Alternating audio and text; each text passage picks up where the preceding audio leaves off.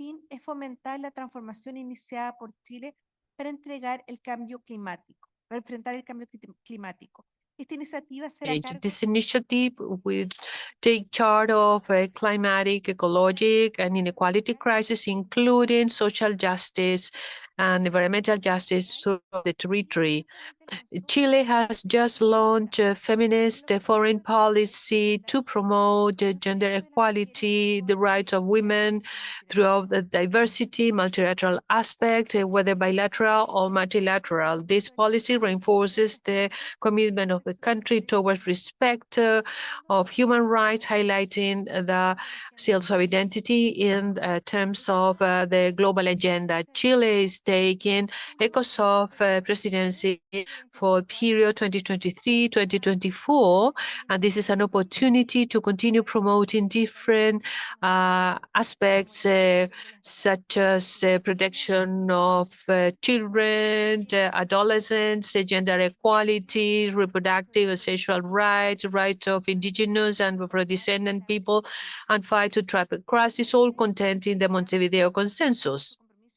We reiterate the commitment with the Montevideo Consensus on Population and Development with the specific plans and joint work to make progress in a demanding agenda, which is key to build not only a better world, but a world that is possible to be made. Thank you. Thank you, the representative of Chile. We give the floor now to Colombia, and then we have Peru. Thank you so much. Dear colleagues, civil society, for me, it's an honor to address you in this commemoration of 10 years of Montevideo Consensus. In 2013, we started this work to implement the most important and progressive agenda in terms of population, with intent to take the human being at the core of the social development. Gustavo Petro's government is now trying to convert Colombia as in line with the commitment that we have undertaken 10 years ago. We're fully convinced that we're going to face the main challenges brought about by the demographic phenomena to turn them into opportunities, creating welfare and development for everyone, and as well as the migrant population in our countries under the fundamental principle of leaving no one behind. Struggling for gender equality, full integration of young people, indigenous group, Afro-Colombia, Raizales, Palenqueros, the migrant population, and integration of young people, reduction of poverty, protection of children, and the guarantee of sexual and reproductive rights, as well as comprehensive care of older persons, and a priority in the national government. This is very important to consolidate the objective of total peace and ensure compliance with SDGs and also 2030 agenda.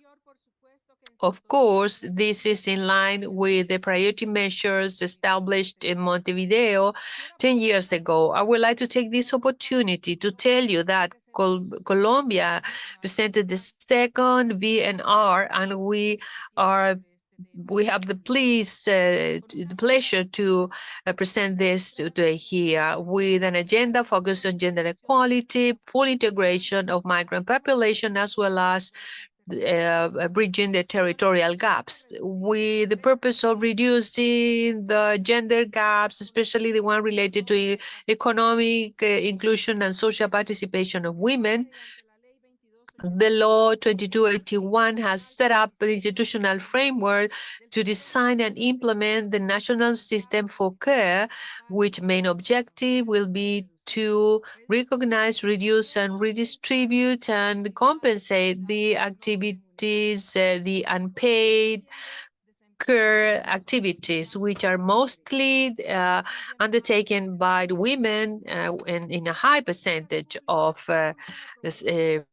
in our country. So these aim at to protecting the childhood, the access to labor market, and conditions of dignity for women, especially the ones which belong to vulnerable groups, with a view to be entitled to the full right of women and in the entire diversity. A good news is that in the meeting of the Intergovernmental Meeting for Safeguarding the Cultural and Material Heritage that will take place at the beginning of December in Botswana, the practice of party will be included, which has been presented by 8 states in the world.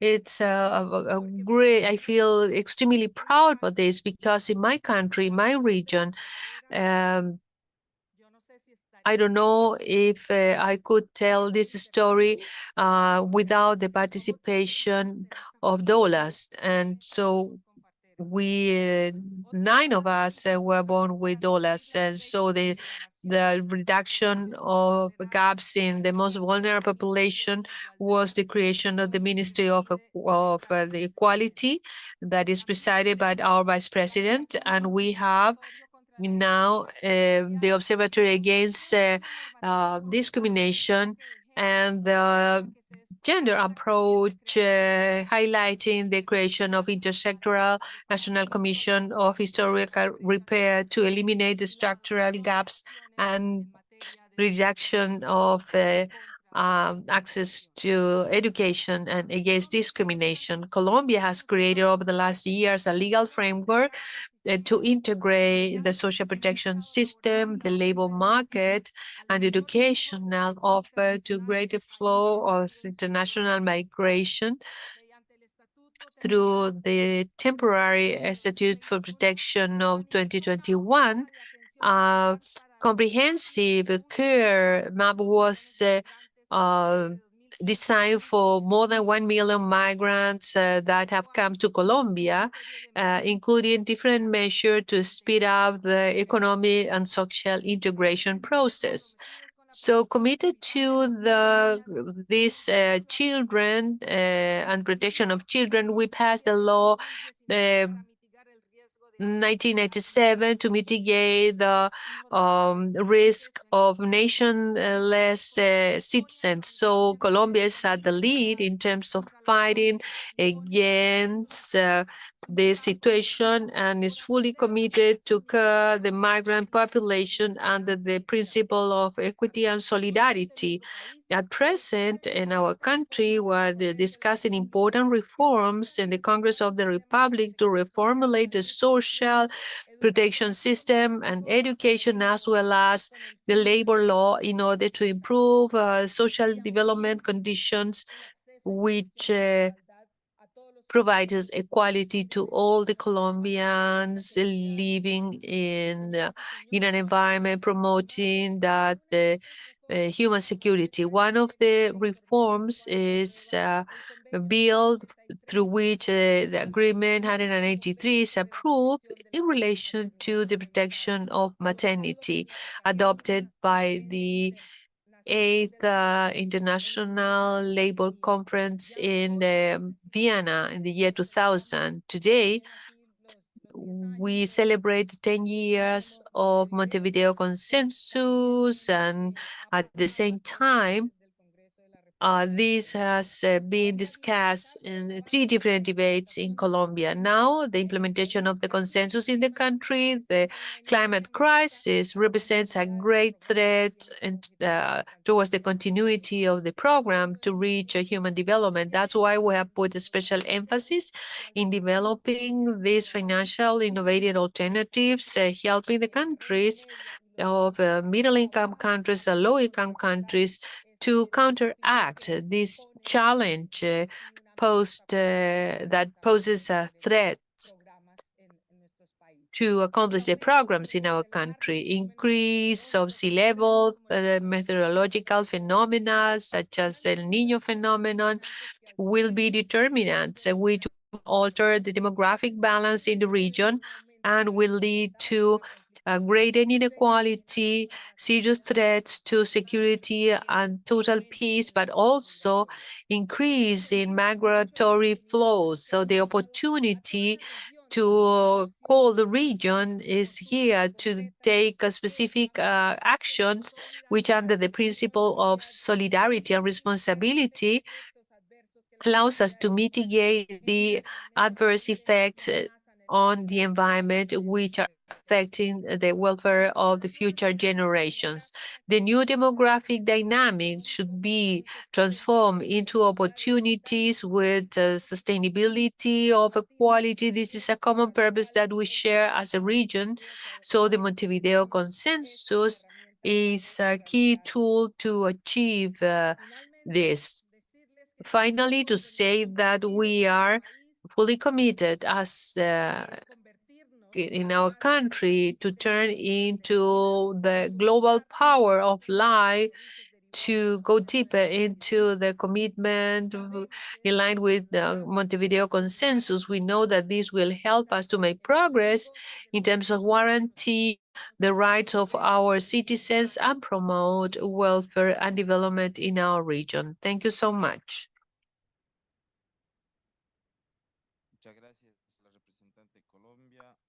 Thank you, the representative of Colombia. Now we have Peru and then Paraguay. Representative of the National State of Bolivia, Chair of the Presiding Officers of the Regional Conference on Population and Development in Latin America and the Caribbean, representative of the Latin America and the Caribbean, the UN Population Fund, members of ICLAC, distinguished members of ICLAC and delegates, civil society. I'm bringing greetings from the Peruvian state. I've got the pleasure to greet you all in this extraordinary session celebrating 10 years of Montevideo Consensus, and we'll provide you information about the process, the progress that we have made in Peru in line with the consensus, in line with measures and priorities in line with that consensus. From Peru, we have a multi-sectoral commission of permanent nature, which I'm heading, and which is subscribed to the Ministry of Women and Vulnerable Population. And this commission follows up the 120 priority measures included in the consensus and have prepared 3 voluntary national reviews, rendering account the implementation through different participant sectors. Peru is one of the few countries which has a control board for the follow-up, which is in the virtual platform. Now I will present the progress in line with the 3rd voluntary national report for the period 2020-2022, approaching 9 relevant topics in our country. First, about full integration of the population and dynamics in the sustainable development with equality and respect for human rights. We have significant changes in Peru stemming from the impact of COVID-19 visible in different social demographic indicators, among which we can identify the increase of poverty 20% in 2019 and 30% in 2020, implementing different measures to contain and minimize this impact, which help reducing this to 27% in the year 2022. Among the main contention measures, we provided money subsidies to rural homes in situation of poverty and extreme poverty, which benefited more than 4 million Peruvians. On the other hand, we see some progress in terms of life expectancy, which increased from 77 years old as an increase in public expenditures. We represented 43.7%. As relevant landmarks explaining these advances, we count with the approval of the National Policy of Development and Social Inclusion by 2030, the implementation of National Plan on Human Rights, as well as the strengthening of the institutionalization in terms of population exercise through the Ministry of Women and Vulnerable Populations. Regarding the rights, needs, responsibilities, and demands of girls, boys, and adolescents and youth, it is necessary to mention that in Peru, since 2021, we have a national multi-sectorial policy for girls, boys, adolescents by 2030, which constitutes the framework instrument for public policies in terms of childhood and adolescence that will guide the state in a coordinated and articulated fashion in the development of interventions that will permit reverting the situation that limit the exercise of the rights of the more than 10 million boys, girls, and adolescents. As part of the priority objectives, the healthy living conditions of girls and adolescents are promoted, strengthening of their autonomy, the reduction of risk of being abandoned by the family, and stimulating the participation in decision-making spaces and governance in what refers to the exercise of their rights.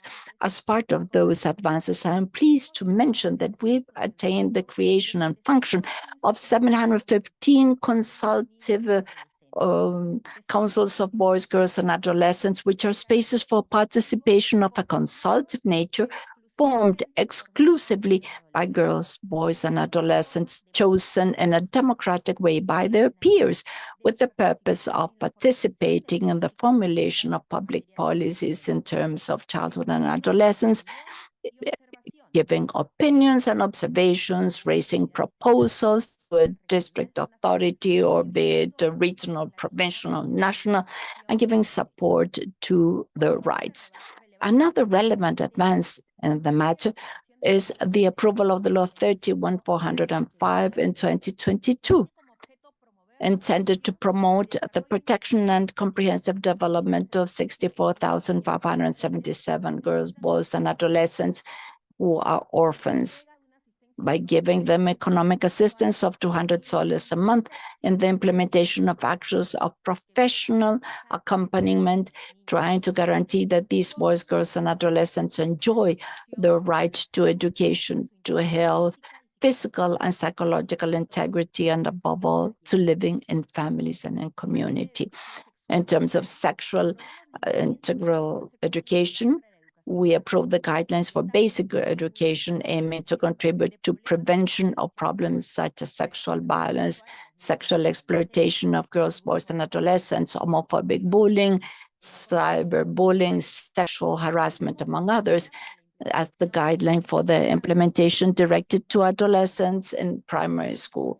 To date, this considers an opinion of the parents before in advance. It is a pleasure for me to share with you that last Thursday, November 2, from Peru, we marked a fundamental landmark in terms of the defense of the rights of girls and adolescents with the approval in the Congress of the Republic of the draft bill that permits the elimination of childhood marriage. This is an important achievement to eliminate practices that have been affecting the fundamental rights of girls and adolescents, giving one step ahead in its decision to be a more egalitarian country that protects the rights of childhood and adolescents.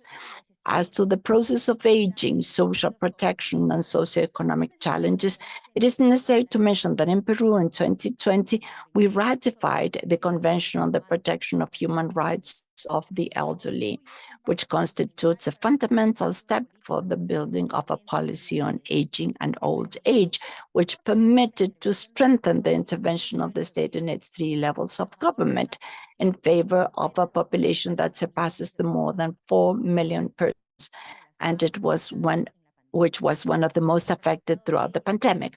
As a result, since 2021, we count with a multi-sectoral policy for the elderly by 2030, intended to see as a public problem the structural discrimination because of age. This policy is implemented in the 3 levels of government and aims to reach 5 priority objectives: to guarantee the right to care and good treatment, promote healthy aging, guarantee services that are contributive and non-contributive, guarantee access, permanence, and quality in education, and strengthen the social participation that's productive and political participation of the elderly.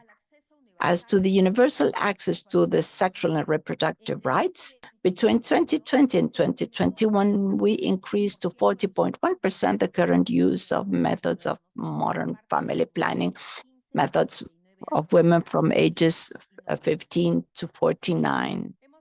So we've been able to reduce to 5% the unmet need in services of family planning of women. And we've been able to ensure that 50% of the pregnant mothers may get their health in hospitals, which has led us to reduce maternal death in more than 40%. As a state, we're working very hard now to make visible, to cater and prevent teenage pregnancy, particularly in girls under age 14. In regulatory matters, we've been implementing different technical rules for the monitoring and follow-up of extreme maternal morbidity, for the integral care of girls and adolescents and adults with HIV, for the prevention and elimination of gender violence in our health facilities, providing sexual and reproductive care, among others. In terms of gender equality, we have a policy as of 2030, as well as a law to guarantee parity and alternance of gender in the list of candidates. As a result of that, in Peru, we have the first woman president in our Republican history, Mrs. Dina Boluarte Segarra. Added to that, in order to prevent harassment against women in political life, we approved the law 31151, and we created the multi-sectorial strategy Governing Together, which currently works with women that hold positions of popular election in the 3 levels of government. On the other hand, we have the law of workers, of household workers, that apart from adapting to what's stated in Agreement 186, recognizes for the first time the rights of the household workers. Likewise, we've been stimulating the recognition of the right to care and to the creation of a national system of care, so as to recognize the needs of care of the most vulnerable populations in our country and the invisible, unpaid work done by women in the private area of home. In terms of violence, in 2021, we approved the national strategy of implementation of the National Specialized System of Justice for the protection and sanction of violence against women who form a part of the family group, and the national strategy for the prevention of gender violence against women free from violence. Likewise, we created the strategy of prevention, attention, and protection vis-a-vis family and sexual violence in rural areas and the Rural Service of Care specialized in women. Regarding the protection of the rights of migrant persons at international level, we've been implementing the National Migratory Policy as of 2025 with the purpose of guaranteeing the respect and protection of the rights of migrants. Also, in 2021, we approved the national policy in front of the trafficking of persons and the forms of exploitation by 2030. We've provided facilities for the migratory regulation of the Venezuelan population. We've provided immediate protection to the persons who have been refugees against return. All they have to do is to request shelter. Our work is aiming to prevent and eradicate discrimination, to ensure the respect of the human rights of all the migrants, regardless of their migratory condition. Regarding territorial inequality, spatial mobility, and vulnerability, in this spirit, to measure the advances to date shows that there was a reduction of the percentage of the 15-year-old population because of an event that went against their safety in the last months, from 23.4 to 18.2 between 2020 and 2021. Likewise, we approved the National Multi-Sectoral Policy of Citizen Safety by 2030, which is continued to be done through a private safe neighborhood plan, also with urban development and sustainable development. As to indigenous people, intercultural rights, Peru has an institutionality through the Ministry of Culture. entity entrusted with the design, formulation, and supervision of policies geared to guarantee the rights, with which we have developed a set of rules so as to establish the mechanisms of protection that ensure the existence and integrity of the peoples in their initial contact with actions of control and territorial protection when identifying illegal activities developed within the indigenous or territorial reservations or neighboring areas. We also approved the update of the national policy of native tongues, oral tradition, and interculturality, and we've been updating the ethno-linguistic map, tongues of the indigenous people and First Nations of Peru. For 2025, we are working for the development of a new population census of population and housing and of indigenous communities, which will allow us to count with vital information for the design and implementation of public policies. Regarding the rights and fight against racism and racial discrimination, in 2022, we approved the national policy of the Afro-Peruvian peoples as for 2030, proposing the use of the services of sexual and reproductive health services in men and women of Afro-Peruvian descent. A permanent challenge is to attain equality and diversity, considering the contribution of the population of African descent to the development of our countries, making it visible in statistics, developing systems, information systems, promoting their participation and inclusion, and guaranteeing the rights to reduce the gap they face. Finally, Peru reaffirms its identification and commitment to the Montevideo Consensus, which is fundamental for the follow-up of the action program of the International Conference on Population and Development and key to attain the objectives of sustainable development that our government continues to support in priority measures, which contribute to the compliance of the 2030 agenda and will continue to articulate efforts at every level and with the different stakeholders to attain a country with social justice where no one is left behind. Thank you. Muchas gracias a la representante del Perú. Thank you very much, Peru. We will continue with the representative from Paraguay. Then we will have Venezuela. Please go ahead, Paraguay.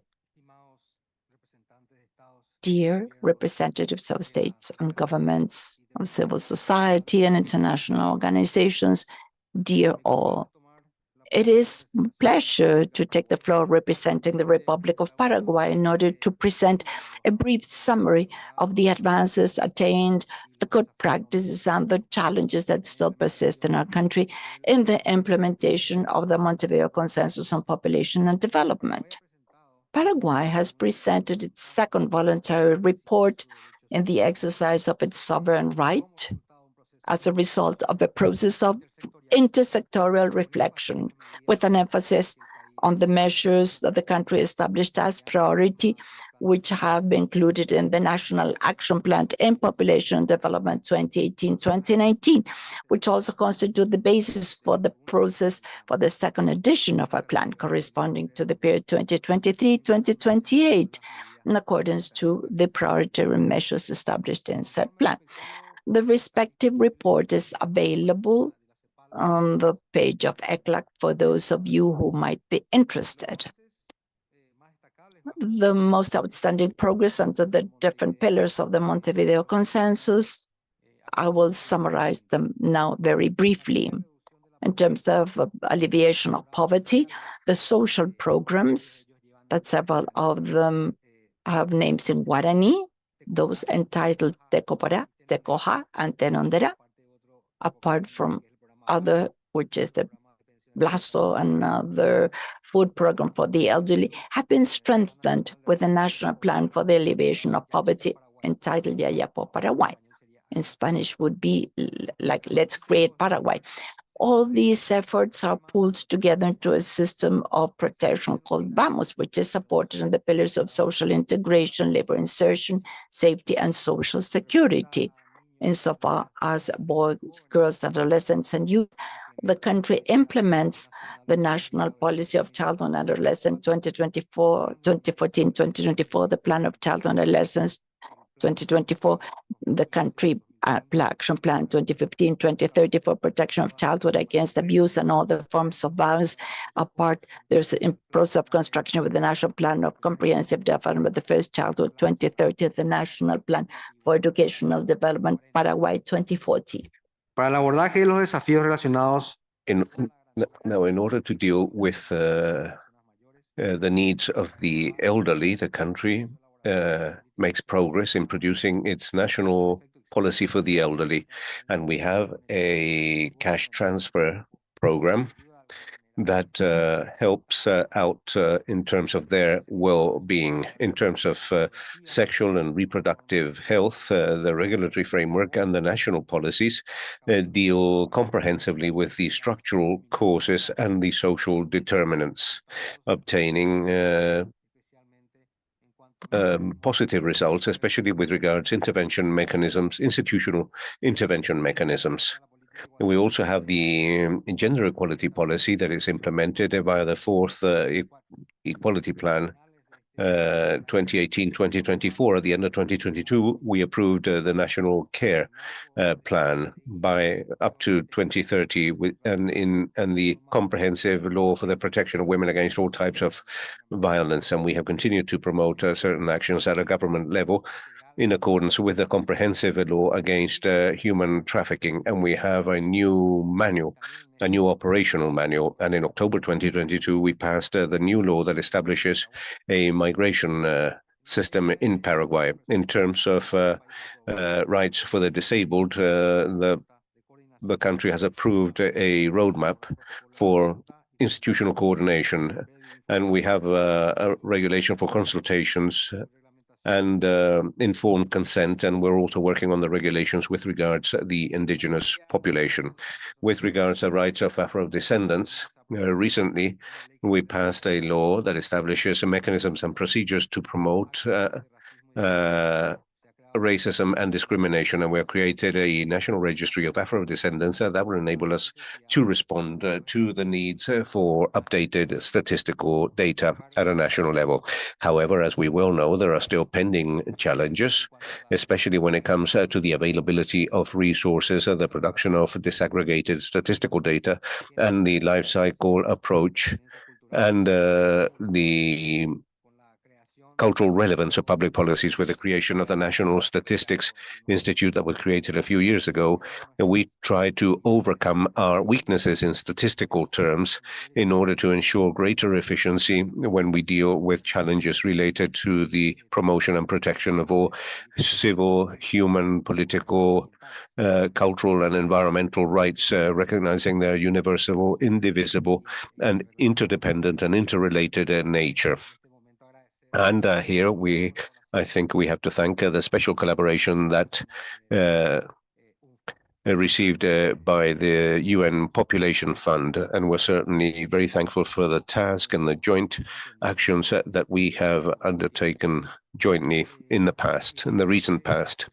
Likewise, we will soon present the final results of the 2023 population census that includes the last census on indigenous population. It is a priority for the government to increase quality services, focusing on the life cycle with a gender perspective and with cultural relevance via the reinforcement of key aspects to improve physical and mental health, including sexual and reproductive health, education at all levels, access to employment and social security, to home, water, and a safe environment, focusing especially on those which are most vulnerable: children, women, Afro-descendants, indigenous, the disabled, and the elderly. We also have to highlight that Paraguay is always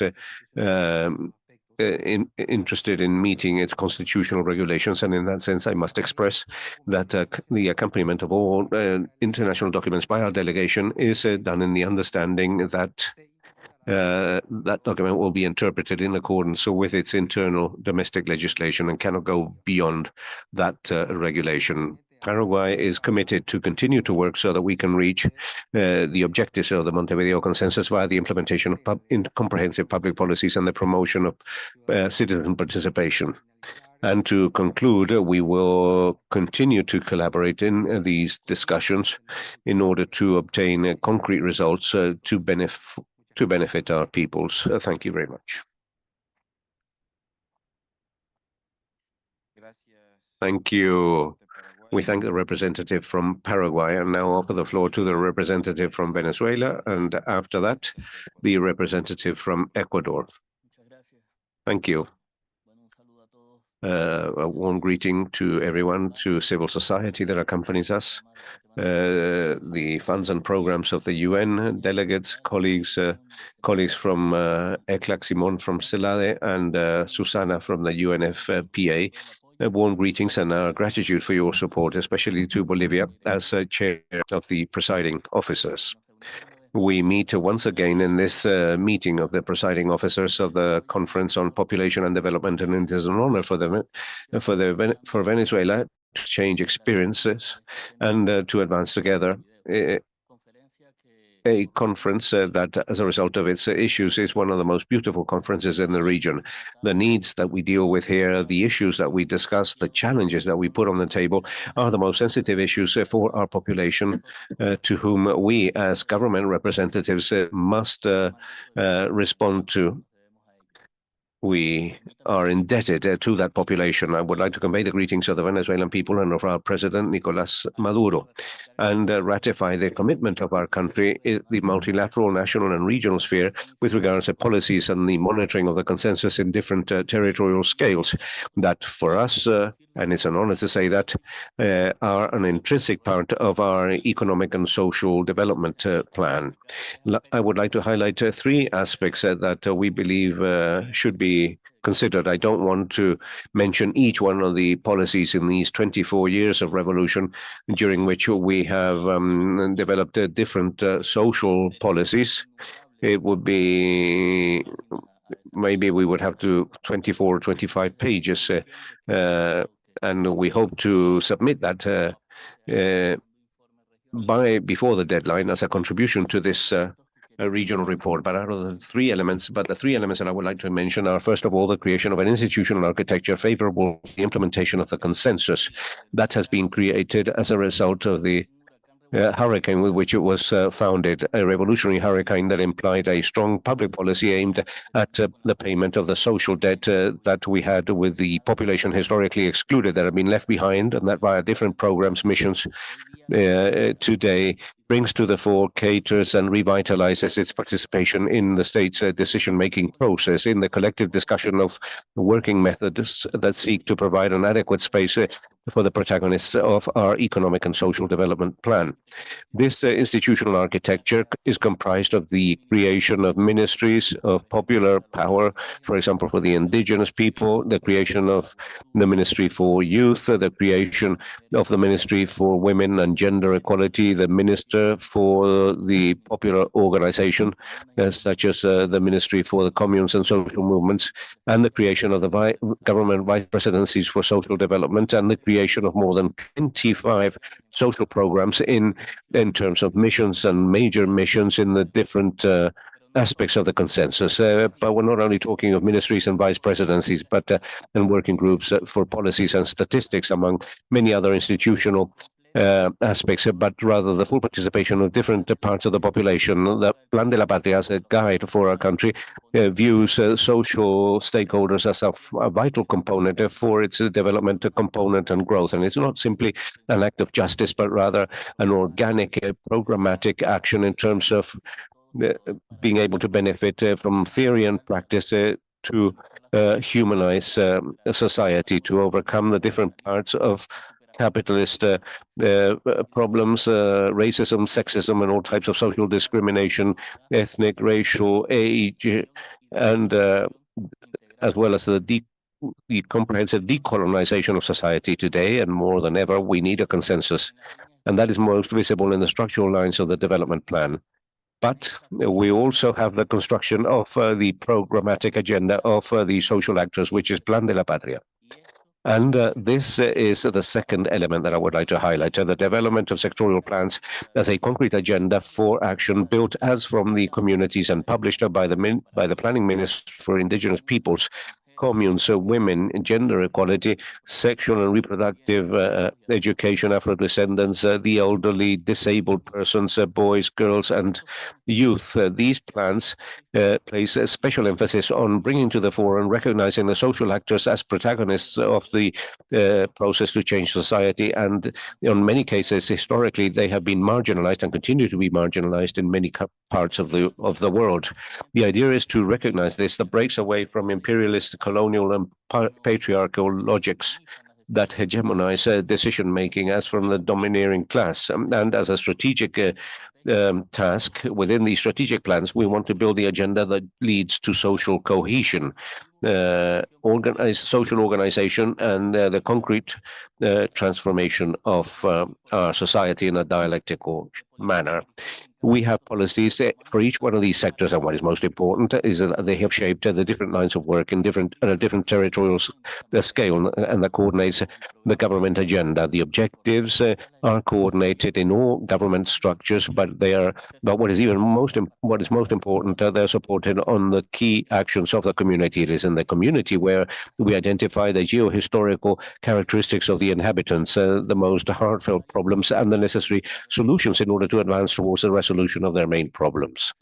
And this is rescued in a technological, or is reflected in a technological platform that adds a different government agenda and the challenges and the coordinated action at each government level, as from the community involving cities, regions, sub-regions, and then the national unit as a whole that is sovereign and coordinated as from the communities and up to the highest levels of government. In summary, the priorities in terms of needs, the potentials, and the potential that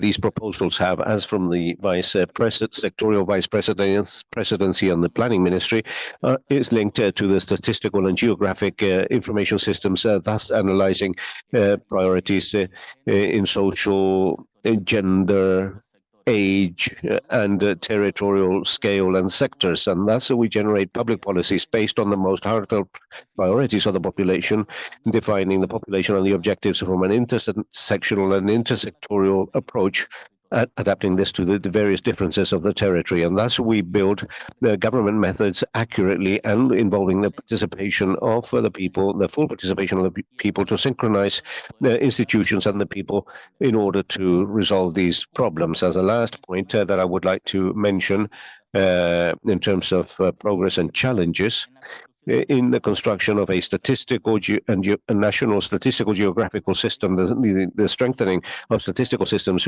with demands that we must overcome averages, as was discussed this morning, and we need to delve with databases to put them at the service of the demands for information demanded by the Montevideo Consensus. The recent 15th population and household survey means that we have a platform with several nodes for the capture of information, enabling us to monitor out in the field in the different communities the key information with an intersectional and intersectorial approach that is required for different administrative records and surveys.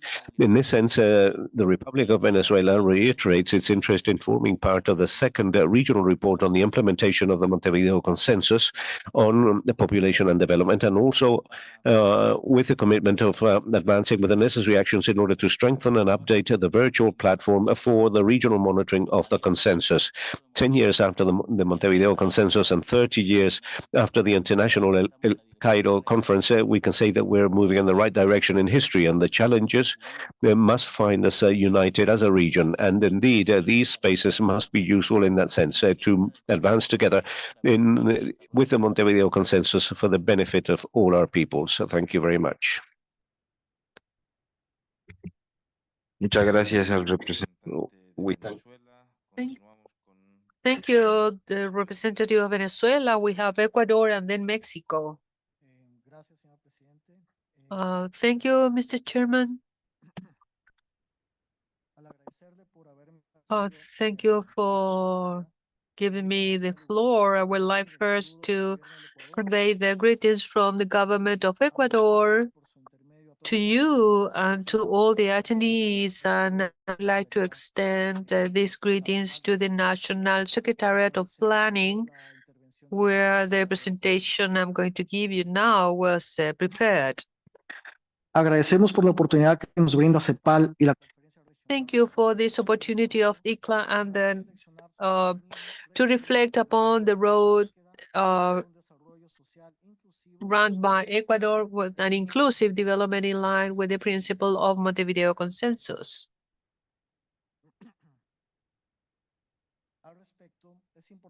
To this respect, I have to say that Ecuador, in April 2018, we had a significant milestone when declaring 2030 agenda as public policy of the national government through Executive Decree 371.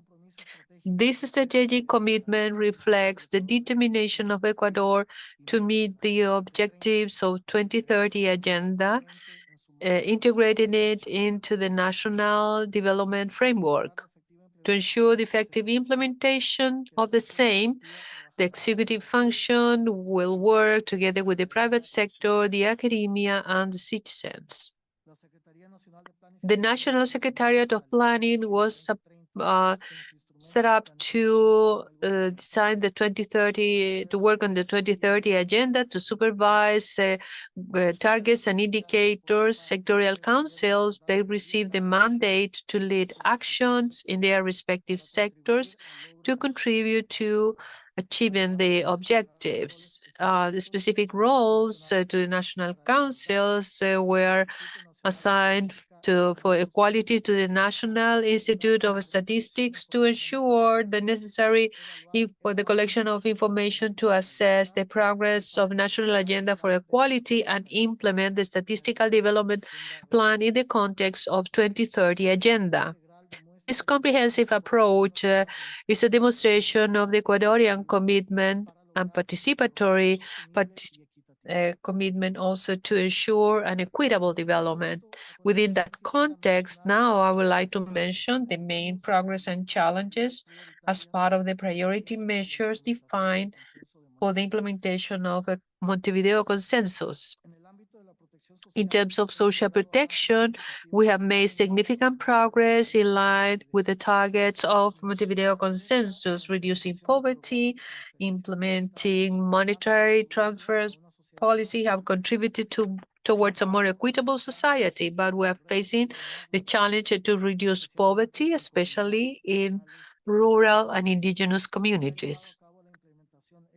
We have had a successful implementation of monetary transfer as comprehensive part of the social protection system, benefiting people living in poverty, extreme poverty, and vulnerable sectors.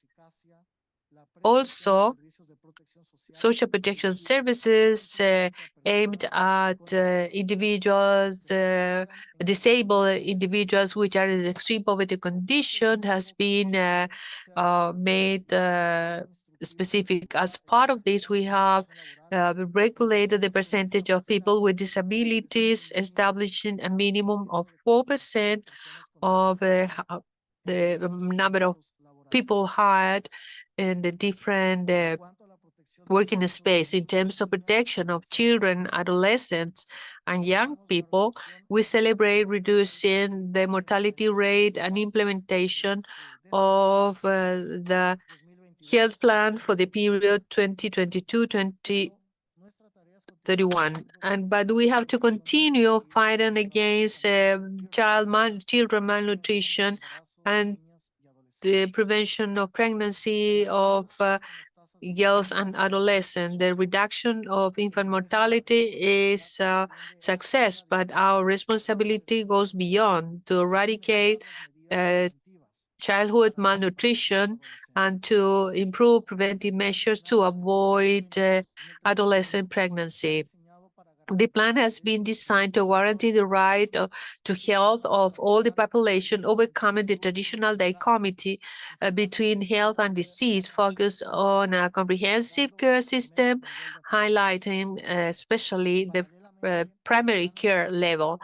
The intersectoral health plan for prevention, reduction of malnutrition aims at providing a package of goods and services for an equitable growth of the Ecuadorian population. Also, initiatives have been implemented, such as institutionalization of educational service, the Ecuadorian system access to higher education, including the young entrepreneurial schools. The commitment is also reflected in the national management system for children with special educational needs, and since 2010, it contributed to inclusion all at the educational system at all levels. In terms of aging of our population, part of the Montevideo Consensus, this poses us new challenges, although we have implemented and reduced the mortality rate by cancer. We have implemented solid policies for elderly care, improving the coverage of social security. In terms of sexual and reproductive health, we have made substantial progress, reducing maternal mortality, increasing prenatal controls, meeting the recommendations of Montevideo Consensus. However, we are facing the challenge to increase these controls in people with lower educational level, including the use of contraceptives. The commitment towards sexual and reproductive health in children in Ecuador is expressed in the project Preventing Pregnancy at educational level, which is looking for institutionalized comprehensive sexual education. And this project, backed up by the public policies of preventing pregnancy in children and adolescents, 2018-2025, it's a joint effort of 4 ministries. The main objective is to facilitate universal access to comprehensive education focused on sexuality and sexual and reproductive health, providing the possibility to make free and responsible decisions on their own sexuality in line with their sexual rights and reproductive rights, and a life free from violence.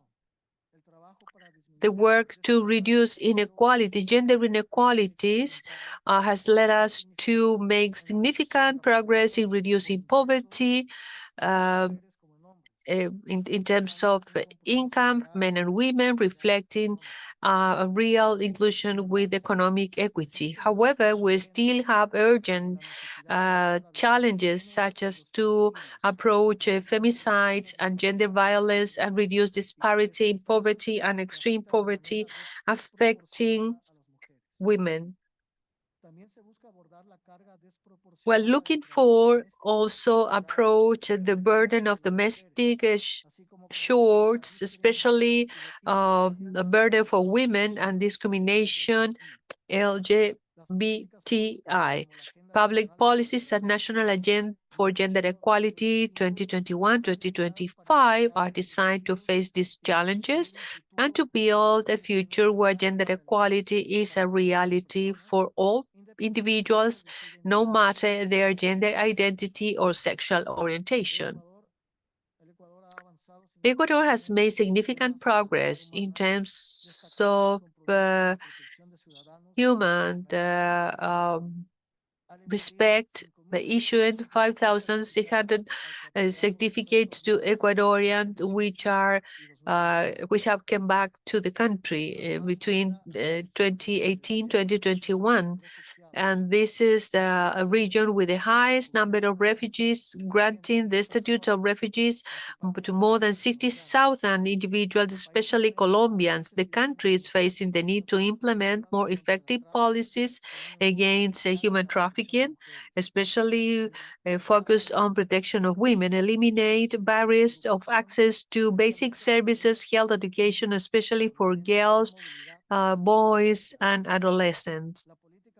The public policy represented by the National Plan of Human Mobility and the national strategies against child labor is a commitment of Ecuador to face these challenges and to guarantee the rights of those ones who are in the middle of human mobility. Despite the better access to basic services challenges that we recognize as part of the Montevideo Consensus, our challenge is to reduce extreme poverty, improve access to house and ensure equitable access, especially in the rural areas. In terms of native people, Ecuador has made substantial progress culturalidad y la equidad. in terms of interculturality and equity. Illiteracy has been reduced from 19.3% 2019 to 17.3% in 2022. The poverty in terms of basic needs has reduced from 59.3% in 2019 to 51.6% in 2022, with a notorious reduction in rural areas. The average of schooling years in indigenous population has increased, reaching 7.17 years 2022. However, we still have challenges as to reduce extreme poverty and increasing access to essential services such as inclusion and health. Gender violence against indigenous women is another challenge that requires special care with approach and protection, care and repair. Public policy and as part of the equal rights of different nationalities and indigenous people is a reflection, a continuous concern of the country, with initiatives such as strengthening community economies, the territories of indigenous peoples. This project aims at contributing to sustainable development of these communities through new sources of income, improving the quality of life, and promoting financial inclusion. In the struggle against racism and discrimination, Ecuador has improved education, reducing poverty for Afro-descendants, and we have increased the average of schooling years, and extreme poverty and income poverty has been reduced. However, there are still challenges such as the need to provide strong policies to reduce inequality and to bridge gaps, educational gaps, and gaps in terms of health provision. Violence against women is still a concern, focused through projects such as the creation of media network and the school of women leaders, looking for expanding the participation in the decision-making process. Ecuador has made significant progress in terms of looking for an inclusive social development in line with the principles of Montevideo Consensus. However, the road towards a more equitable future requires a continuous commitment and joint efforts. Thank you so much.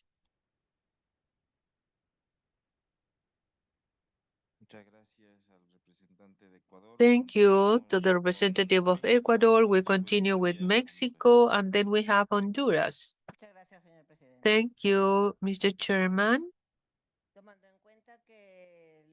Considering that principles and priority measures of Montevideo Consensus are part of the population framework of the Mexican government, in this second regional report that we are presenting the development of 130 public policies and the progress made in 115 of indicators which are part of the consensus.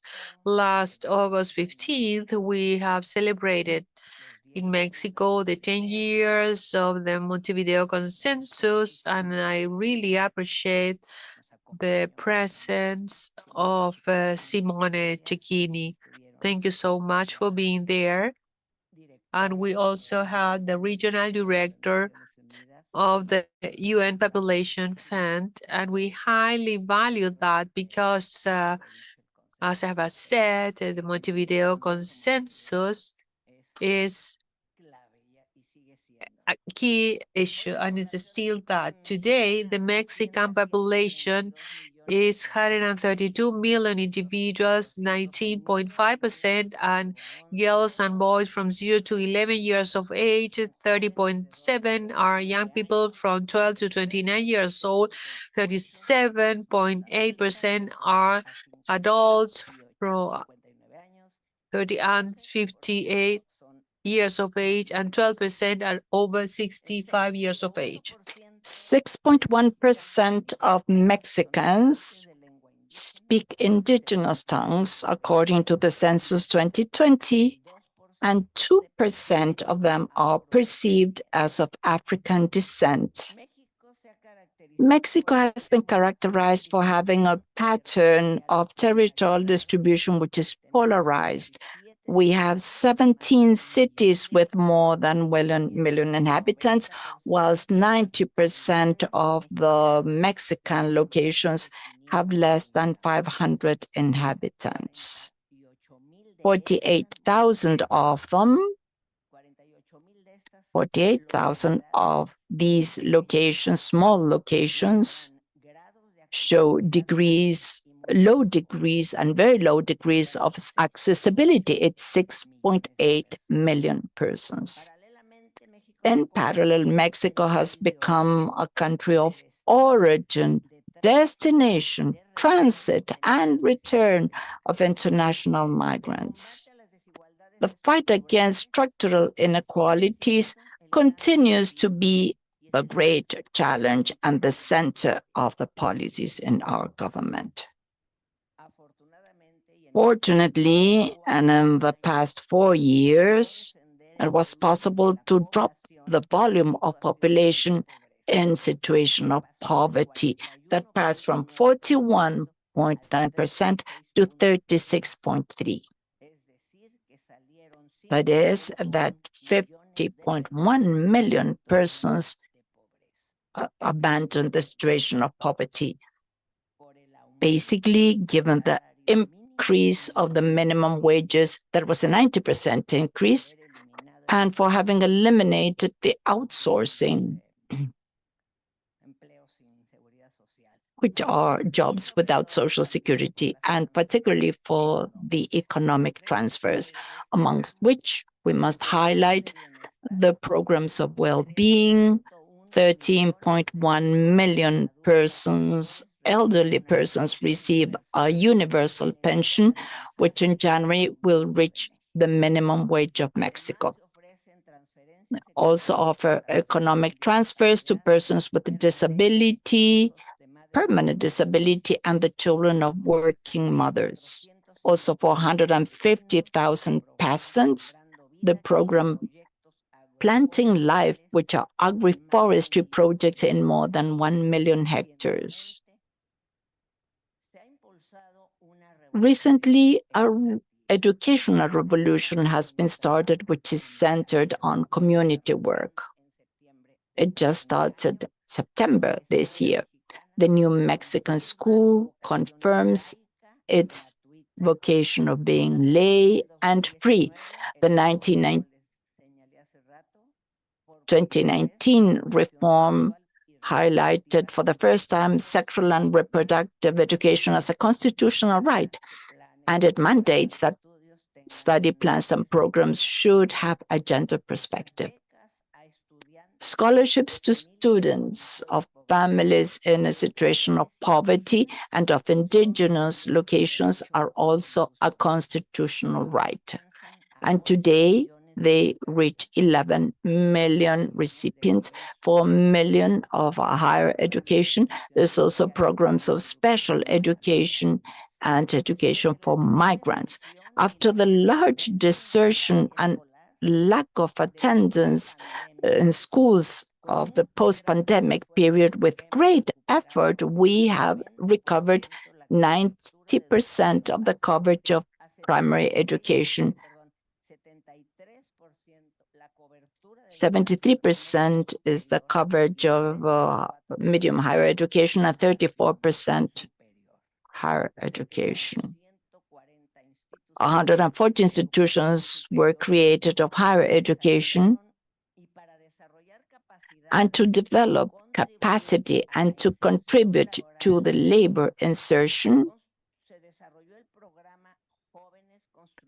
the program Young Persons Building the Future was created, through which the state guarantees employment for 1 year with minimum wage to 2.6 million apprentices aged 18 to 29 and 452,000 companies and working centers. The national strategy of prevention of adolescent pregnancy, apart from strengthening the sexual and reproductive rights in the study programs, counts with a network of services that are user-friendly. To date, 3,283 centers providing counseling and a series of contraceptives in an environment of privacy and confidentiality. For that reason, maybe the rate of fertility in adolescents was dropped to 16.7% in 8 years. But it's still high because there's 60.3 births per every 1,000 adolescents. And as we like to say, no woman would have to be carrying children in their second decade of life. The rate of mother girls is stagnant, with 2.1 births per each 1,000 girls, which implies a cultural change to eradicate ancestral practices and patriarchal practices of childhood marriages and sexual violence. As to historical complaints of the feminist fights, there are substantive achievements in 2021. I already mentioned that the Supreme Court decided unanimously that women will not be criminally punished for aborting, and there was a depenalization of abortion when it's done by the decision of women. That's in 12 out of the 32 identities. This achievement is the product of the work of many years of women or the civil society organizations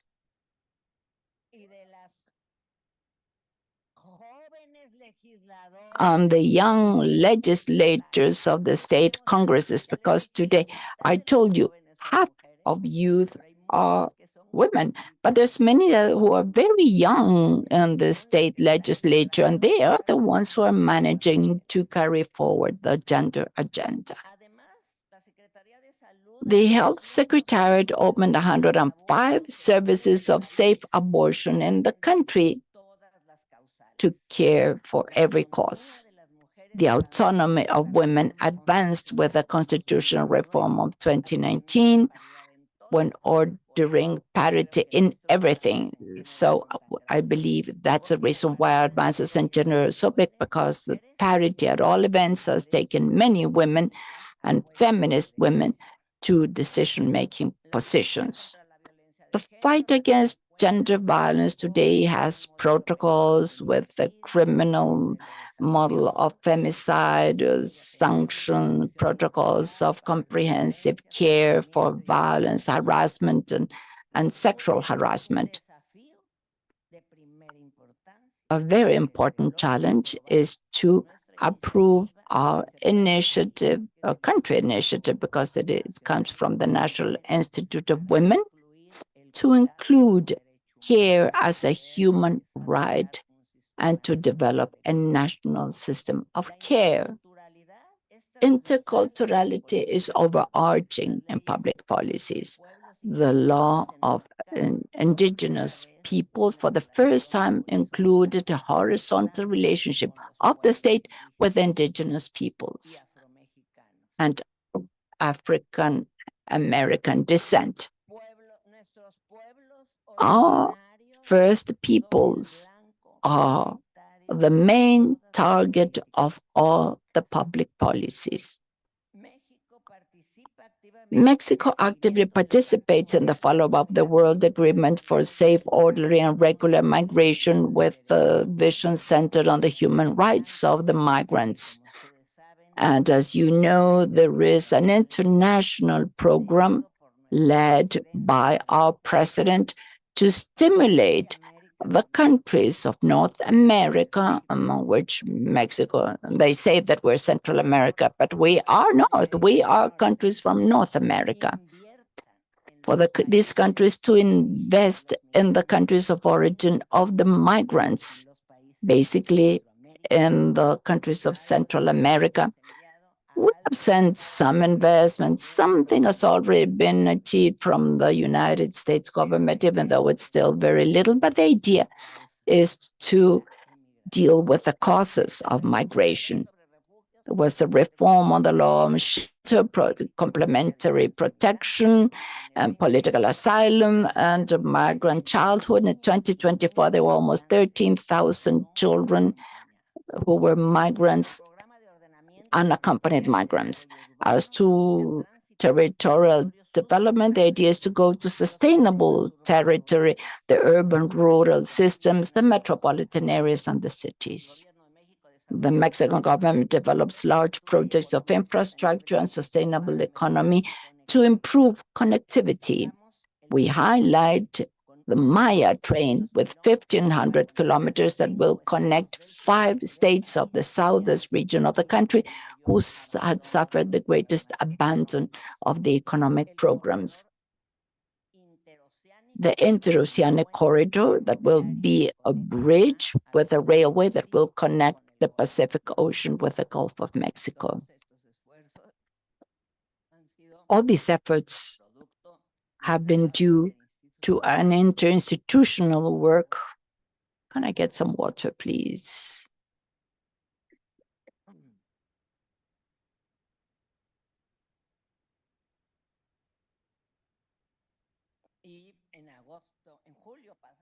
And past July, we submitted the forecast for the population.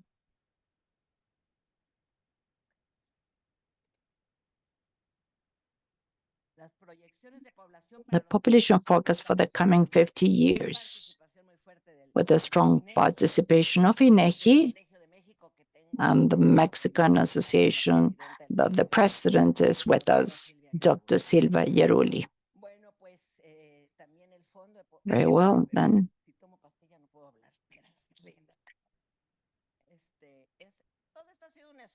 All this has been a very strong effort, and I believe that I need to thank. I'm fine with the water, thank you. We have to especially thank the support and the partnership of the Populations Fund, the United Nations, the support of ECLAC, very particularly of the Mexico Association, universities, and hopefully that many countries present here may carry forward the regional agendas, the regional agreements to the 57th period of sessions of the World Conference on Population next April, so that the 30 years of El Cairo, instead of moving behind, will allow us to move forward and to recognize that all the continents have made major progress in the agenda, the population agenda. Thank you very much.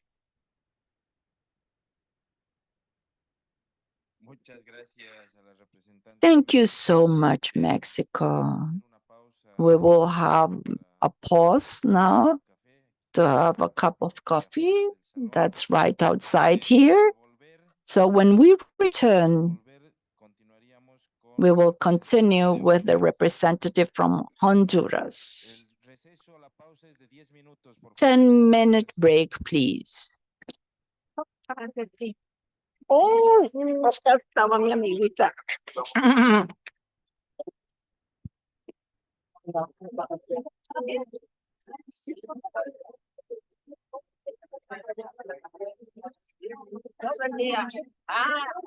Ese nos va a tocar de ida.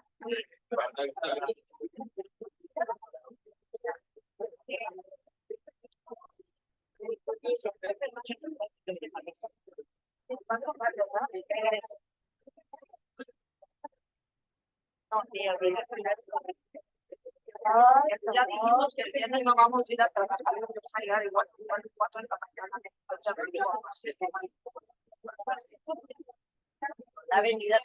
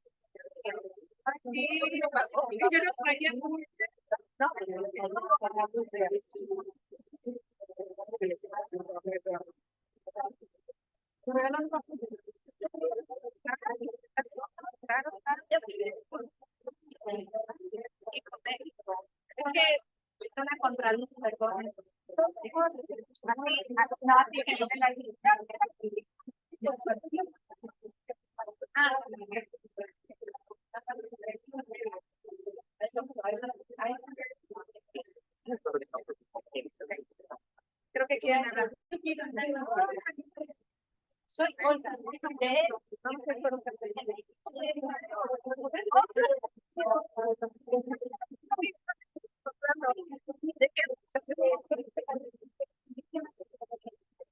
¿De Guerrero? ¿De dónde?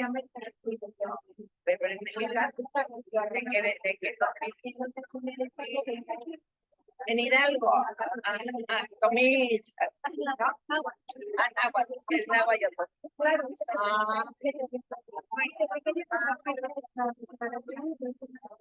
Pero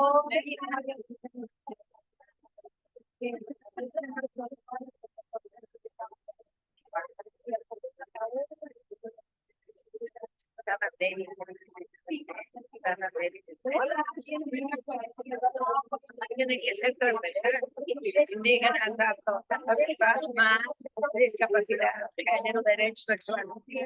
Ay, qué bueno que me das esto.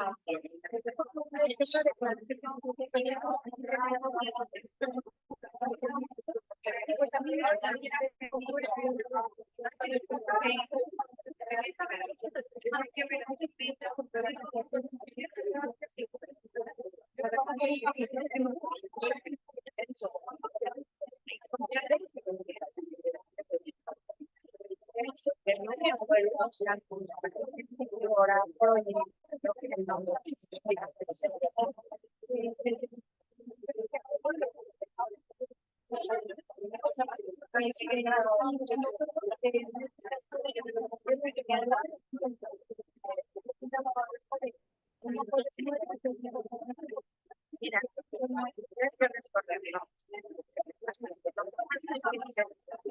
da una información, llega todo, pero la calidad de la información de una persona, la calidad de la información en 8, en línea,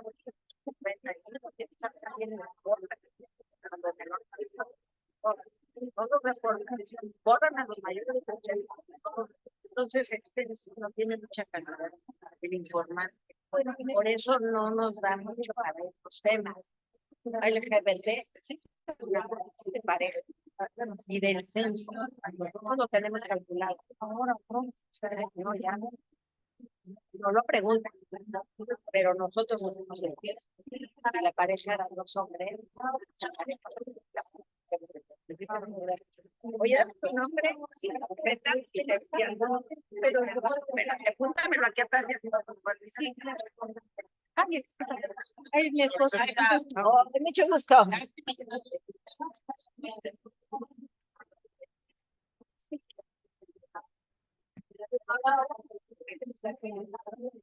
Posible un nombre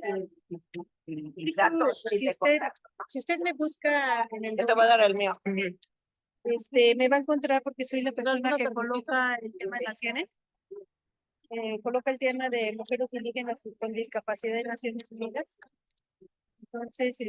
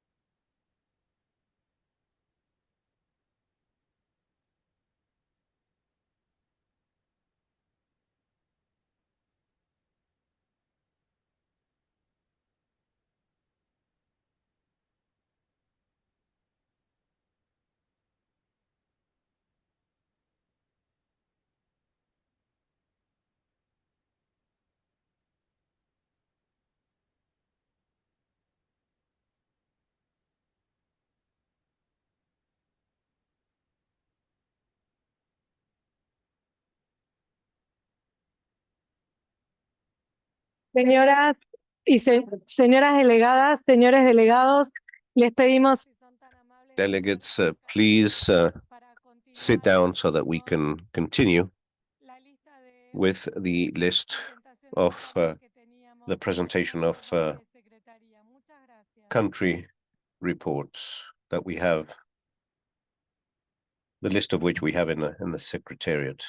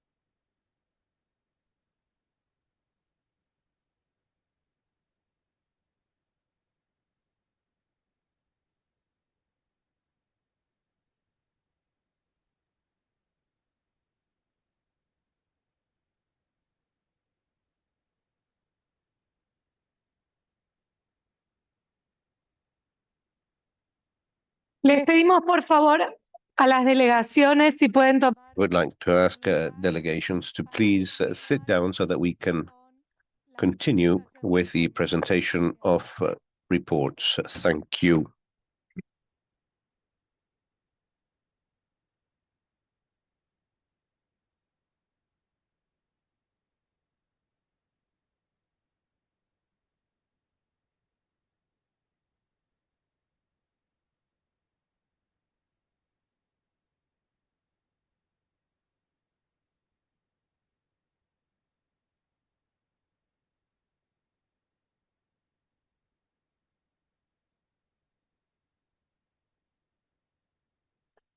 Bueno, buenas tardes. Retomamos. Good afternoon. We will resume our session.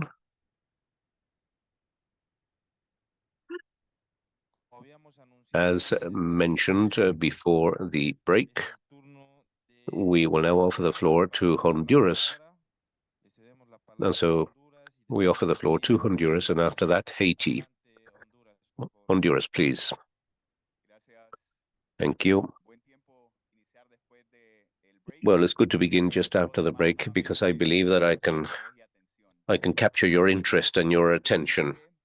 Thank you, Chair, honorable representatives, ministers, delegates, civil society, and general public.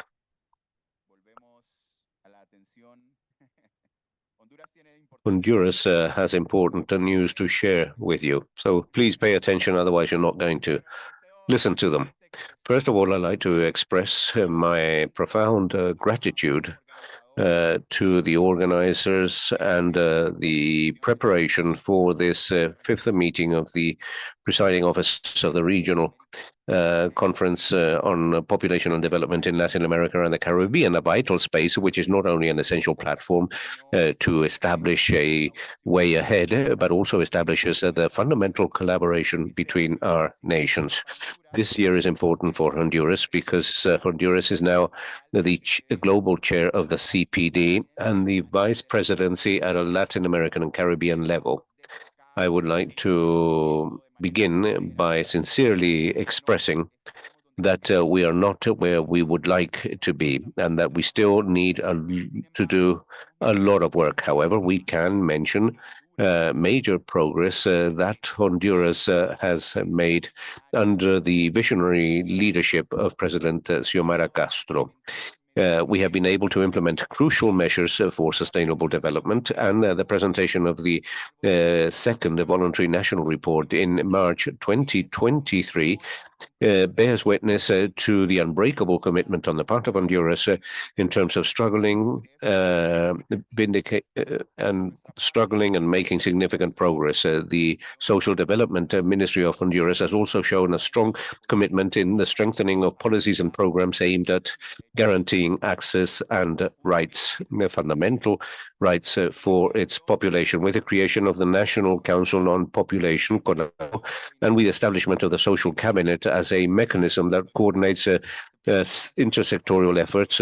We provide solutions and policies and social policies. Likewise, with the creation of 2 technical arms for technical assistance, such as ProAsol and Red Solidaria, that provide support to the most vulnerable sectors of Honduran society, focusing on territory, comprehensive development, different solutions, and targeted solutions. The strengthening of the guarantee of the right of children as a way to plan and assess policies and programs for children and teenagers in Honduras, and likewise to raise to the level of ministry the National Directorate of Children and Family, the NAF. All that ensures a comprehensive solution for our children. In terms of education, Honduras has implemented various initiatives, as from the free of charge enrollment and the literacy program that has trained more than 52,000 people, declaring certain local authorities with 0 illiteracy, and thus achieving a 3% reduction in illiteracy as a result of this program. In the area of sexual and reproductive health, Honduras has made significant advance, which reflects our commitment with the guarantee of a fundamental right. The free use of the emergency anti-contraception conception pill is an important milestone, and also the update of the protocol to provide comprehensive care to victims that have survived sexual violence. At present, we are updating 2 regulations linked to sexual and reproductive health. The protocol to provide maternal sexual care in maternal health, and the family planning protocol. These 2 documents are absolutely fundamental to provide quality care services with an inclusive approach. Now, that report revealed that it was necessary to update the national sexual and reproductive health policy because it lacks the elements that are necessary and essential within international standards on the guarantee of rights. And that is why this year we will begin with the updating process and the standardization process with government priorities in order to guarantee that this reflects contemporary needs, and thus to ensure that we advance towards a fairer and more egalitarian society. Likewise, we will promote with greater strength the national strategy to prevent teenage pregnancies, ENAPREA. At a community level, the CESFAM family health teams play a vital role as part of our strategy of the preventive health geared to the community as from the Solidarity Network. That strategy comprises different aspects, among them sexual and reproductive health.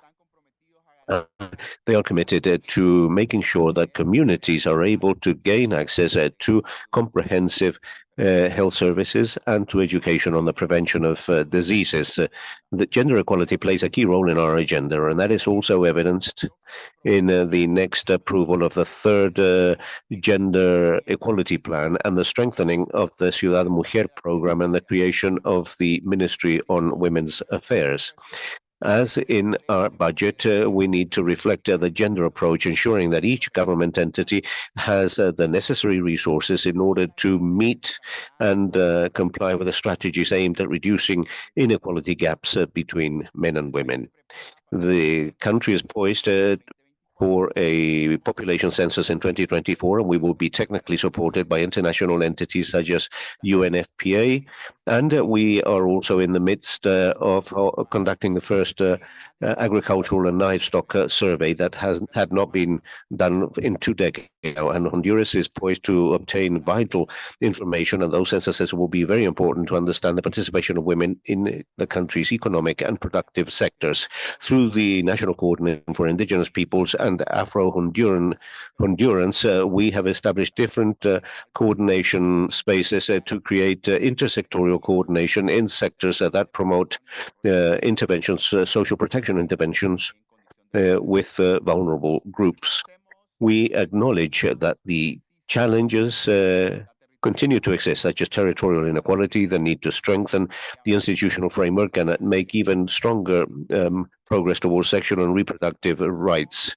We are working on the reconstruction of the comprehensive law for social protection as a comprehensive framework for social protection, including 17 key elements for the development of vulnerability that reflect the commitment of Xiomara Castro's administration in order to deal with inequalities. And here we can mention healthcare, protection against unemployment, maternity protection, a guarantee of employment, professional risks, housing benefits, among others. We are certain that we still have a long way to go, but we truly thank everyone and the UN system, the UNFPA and ECLAC that have played a key role in the consolidation of those achievements by the socialist and democratic government of President Xiomara, so that we don't leave no one behind. Together, we will be successful in this venture. Thank you. Thank you. We thank the representative of Honduras, and we continue with Haiti. And after that, Cuba. Please go ahead.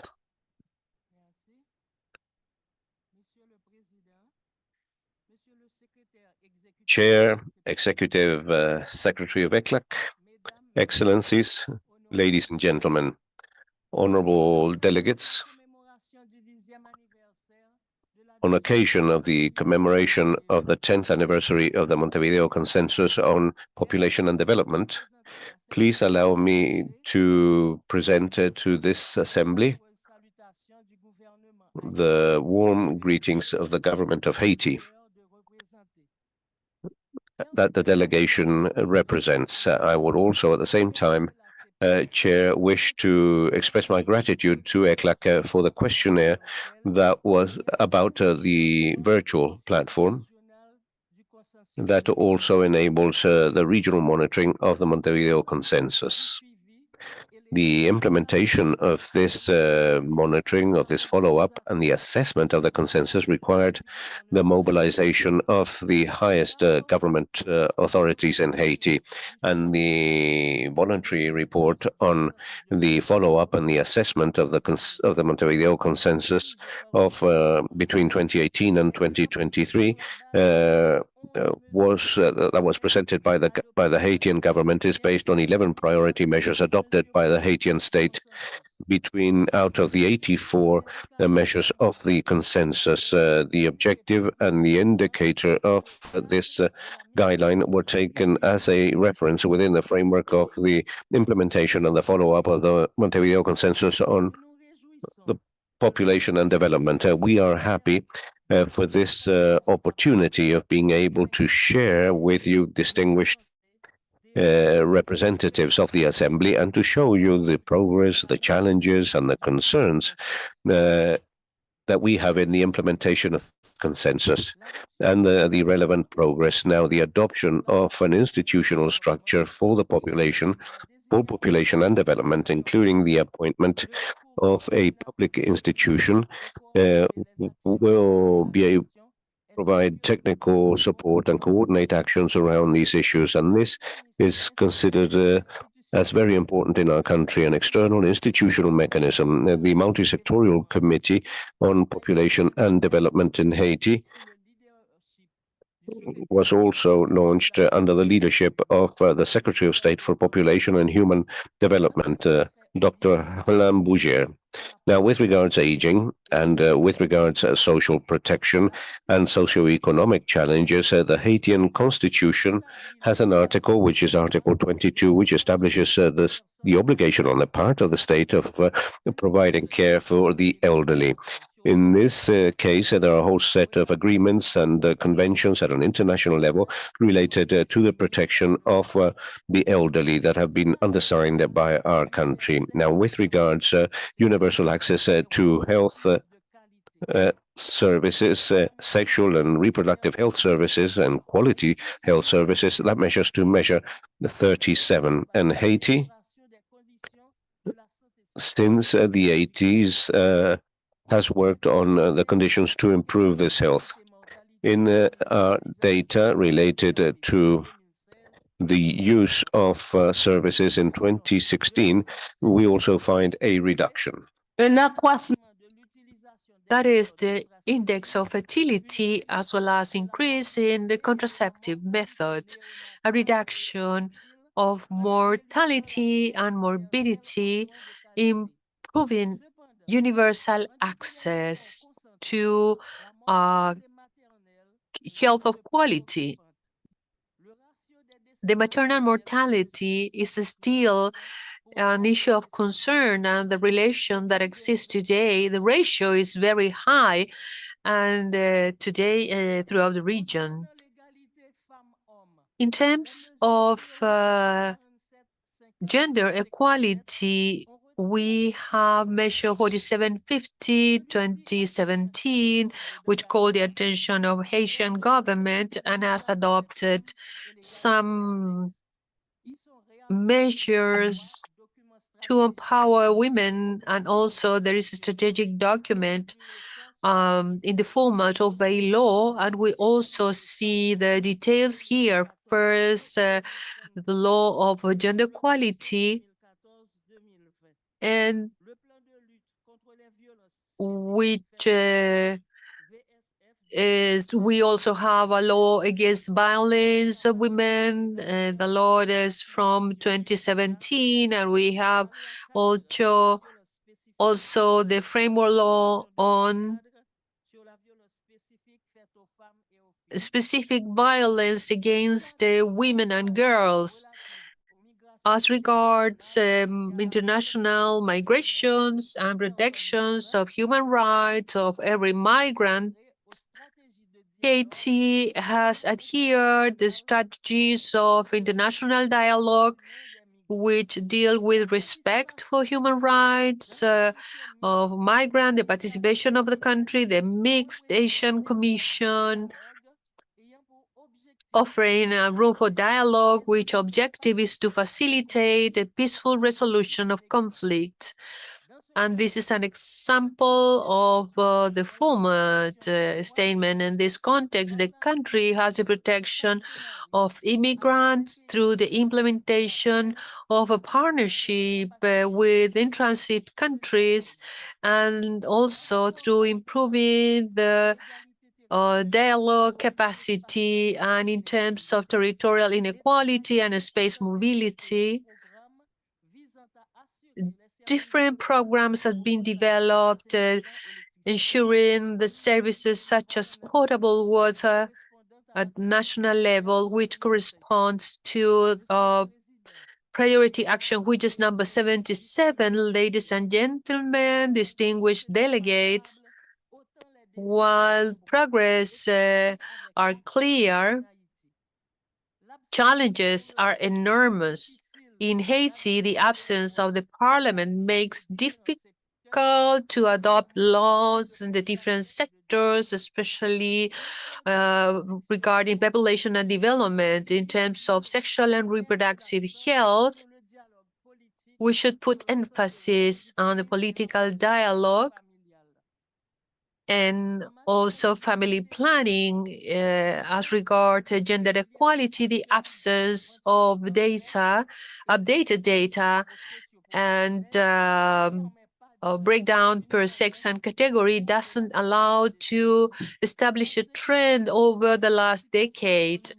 in terms of the participation of women. The government is aware that the main problem is not to take the gender dimension and the policies of development to fight against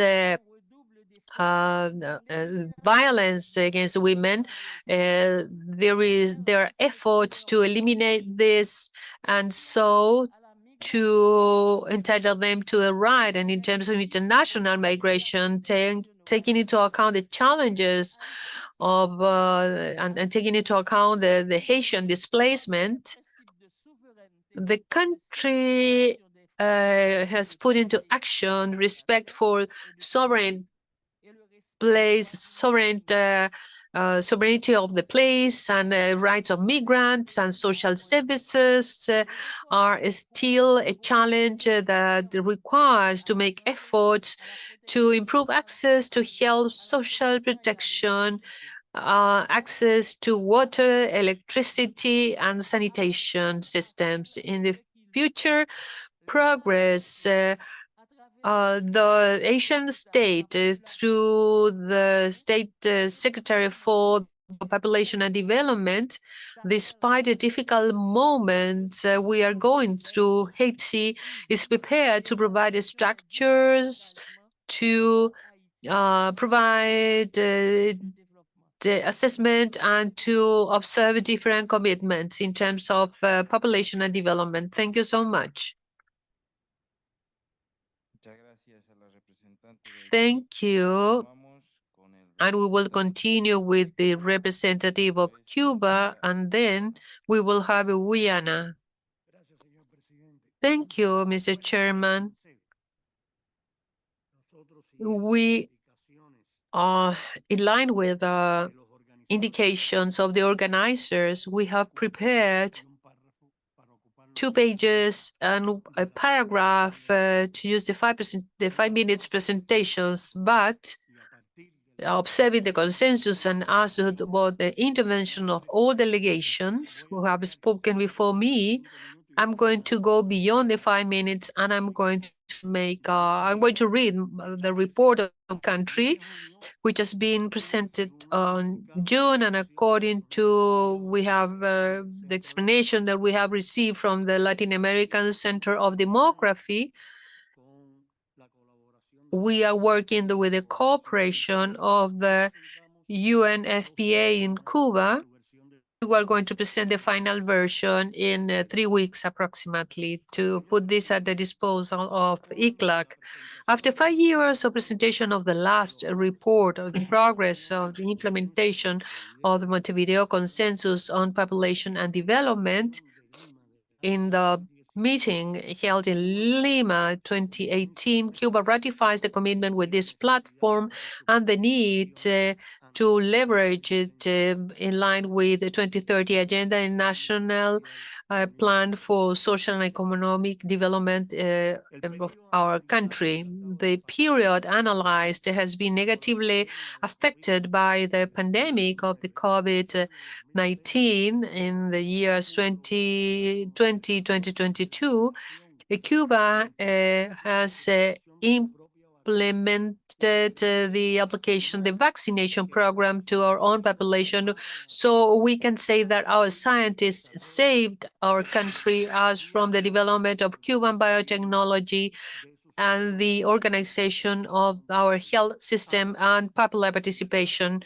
Also, in the Cuban case, we have economic measures which are coercive, that is the economic and financial blockade that for more than 60 years the government of the United States has implemented. And since 1992, the General Assembly of the United Nations approved a resolution by almost all the members rejecting that policy, as well as including Cuba as excluding Cuba from the countries sponsoring terrorism. We appreciate and we recognize the Latin American countries and Caribbean who voted for that resolution. Mr. Chairman, despite the context that has been described, Cuba, aligned with policies, including demographic, social, and environmental aspects, in line with the principles and measures of the Montevideo Consensus, we have made progress in regulatory and institutional aspects. Between 2018 and 2023, we have approved, and this appears in the report, and has been approved and implemented the following the legal standards or political programs related to the contents of the consensus. I have to clarify that all these regulations, or most of them, has been discussed and approved in a public referendum and approved by the Cuban parliament. And I would like to say the first, the Constitution of the Republic of the year 2019, a broader version, as I said, that was discussed with the population, which articles devoted to the family, population, and protection of the members of the family, the national program against racism, and has been approved in the year 2019. Cuba has one of the most significant number of the population of skin color. We are not saying race, color of skin, which is not white in the Latin American context. We feel proud about that. We are a mestizo country with a combination of European, African, Asian population, as well as other nationalities. And third, and in relation to the consensus, a program of since 2021 on the basis of a presidential decree, which is related to gender equality, which is required by the consensus, and that program just recently, June the 8th this year, the President of the Republic, Miguel Diaz, presented by the Cuban Observatory of Gender Equality, who has been recognized by different international agencies for being inclusive, and presented metadata about this. The demographic dynamic policy was being updated. Policy we started 2016 that has been brought in 2022 and now has been updated. And I would like to say that the importance of population and development issues in our country are in the demographic context of Cuba, and this policy through a government commission is directly led by the prime ministry of the country. So in that way, all the measures that are taken are articulated under that law. In the year 2022, the Code of the Family, a very new document, gathers the best of the experiences in Latin America in terms of the development of the families. And so we can have an idea about this content. It has an important chapter of protection of older persons, protection of people according to their sexual orientation, equal marriage, and they have also the right to decide which surname that go first, if the surname of the father or the mother. Up until now, we have 13 people who have decided to put the surname of the mother first. In the year 2023, we have the policy, a new code on childhood, adolescence, and youth, which should be the basis of a law on the children, adolescents, and youth rights. And there is a law regarding this, and this is in line with all what is done internally in the country. With all this, and in line with the 2030 agenda and the national plan of economic and social development, progress is made in recovering values and indicators related to these policies, and above all,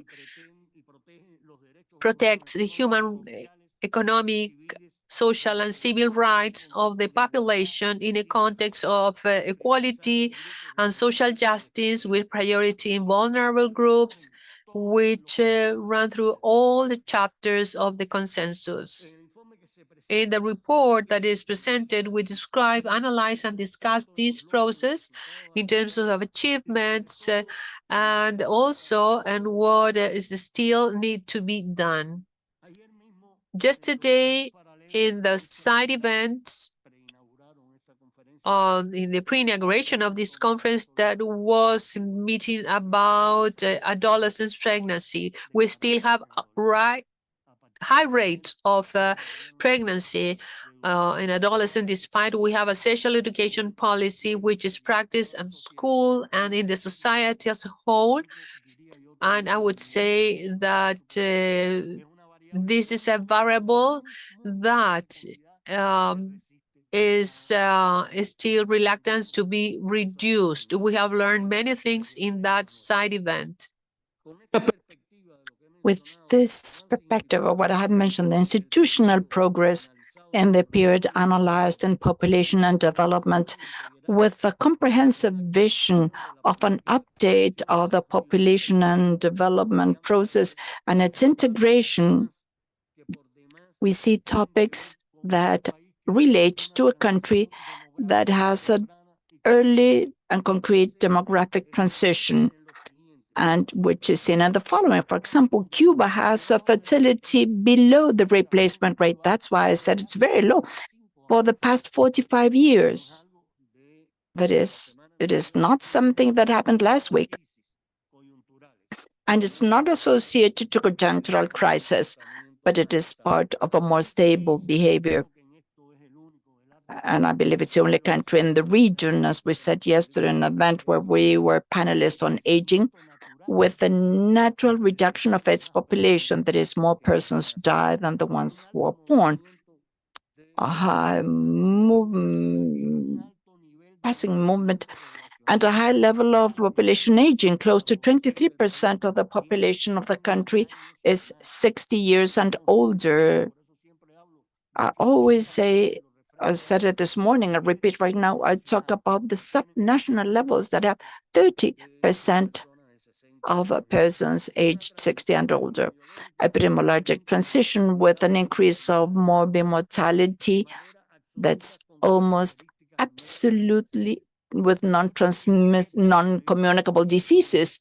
87 to 88% of the deaths in my country are from persons 60 and older, and most is for 3 causes: heart, stroke, and other diseases such as cancer, which are non-communicable. So we have that epidemiological condition with life expectancy and birth that's very high, low infant mortality, even though it rose with the pandemic, still of children under 5 on the quality, which are important indicators on the quality of life of a country, and maternal death, which has recovered after COVID.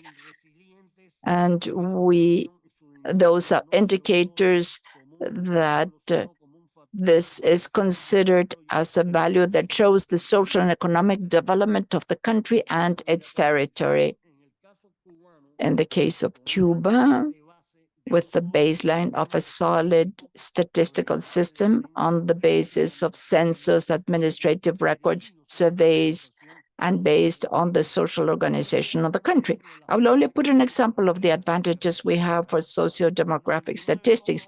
99.8% of the children in Cuba are born in healthcare institutions with medical care. They're registered there and they're statistically processed right there. And so it happens with mortality. So Cuba has a system for the measurement of internal migration, which I believe is unique in this region, a statistical method. And so we can measure, for all these things are measured about the demographic resilience, that this structure of ours is not a cause of complaint, but rather it favors development.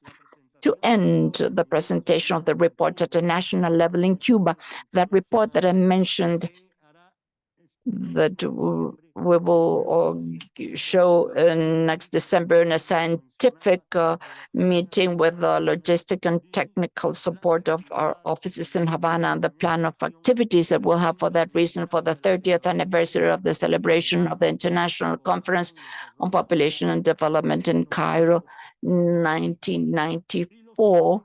And the 50 years of a mutually beneficial conference between UNFPA and the government of Cuba.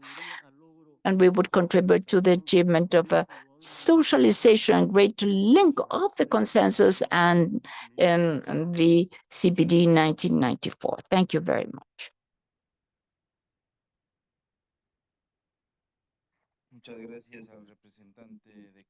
Thank you very much, Cuba. We now give the floor to Guyana, and then we will listen to Argentina. Thank you, Chairperson.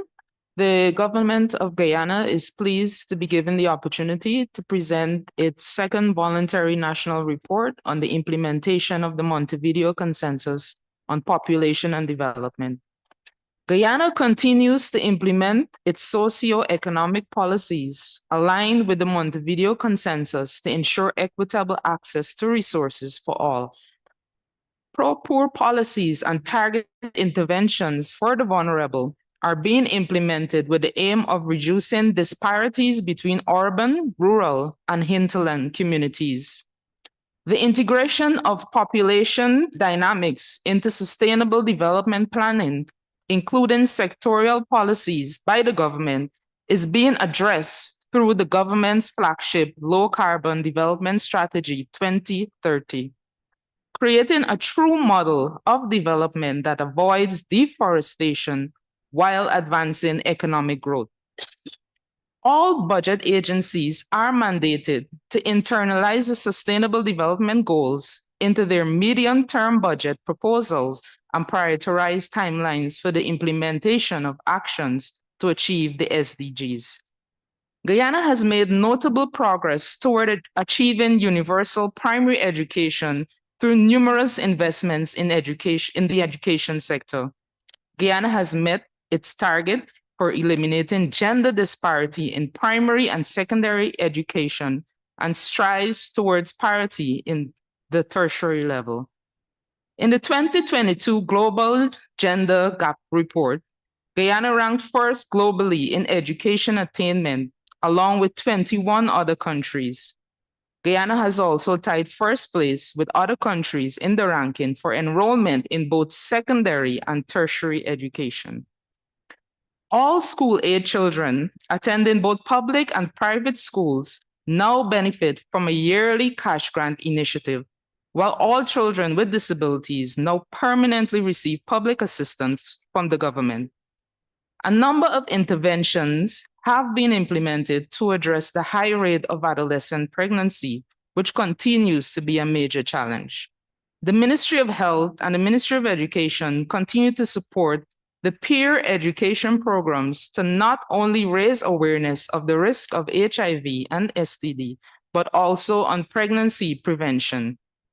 A national policy for the reintegration of adolescent mothers into the formal school system provides support measures that enables teenage mothers to continue their secondary education in school.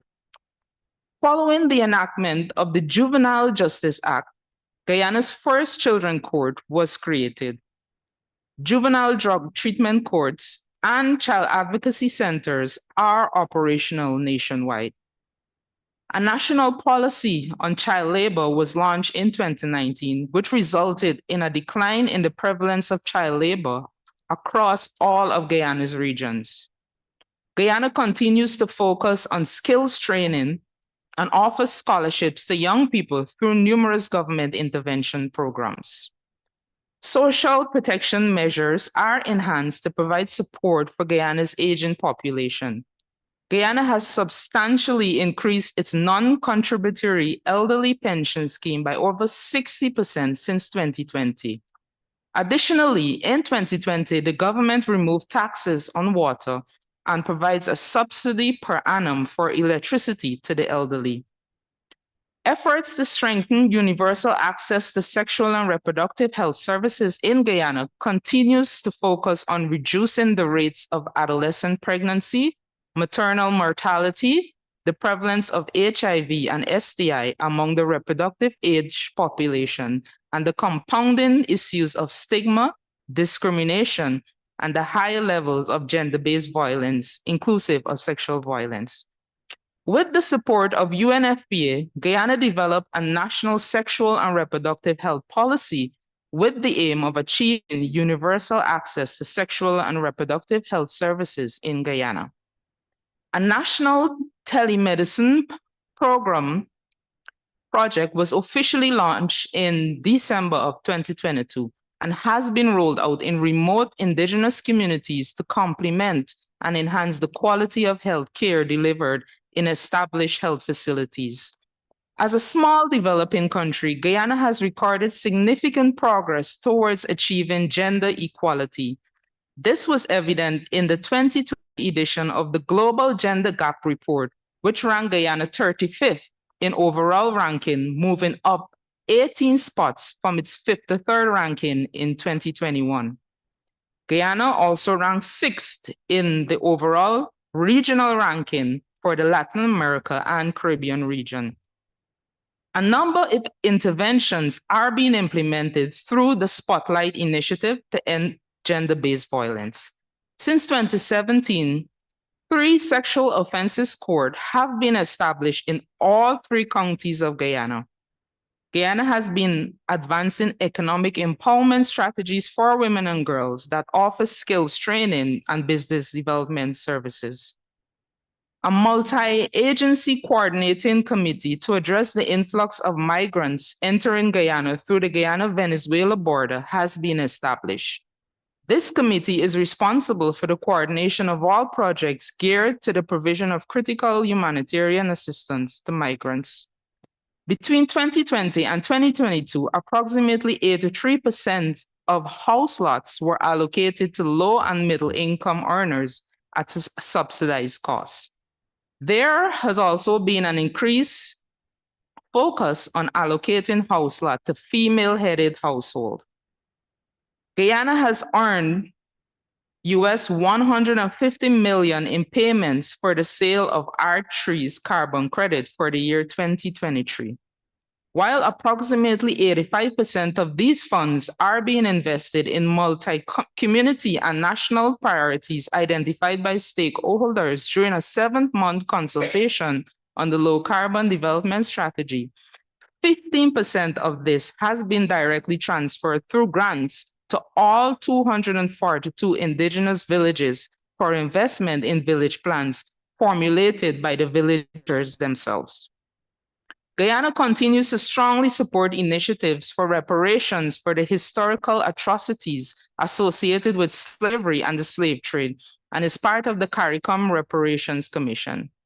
Guyana has also established a National Reparations Committee comprising and led by Afro-Guyanese leaders that receives an annual subvention from government to support its initiative.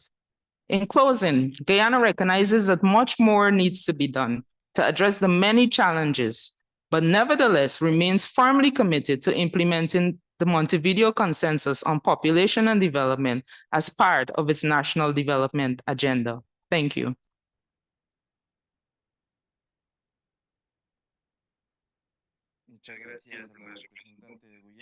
Thank you very much, Guyana. We continue now with Argentina, followed by Costa Rica. Thank you very much, Mr. Chairman. To start from the Argentinian delegation, we would like to highlight and to assign value to the work of all the feminist organizations throughout the region, without whom this region would not have the best document of the world in terms of population and development.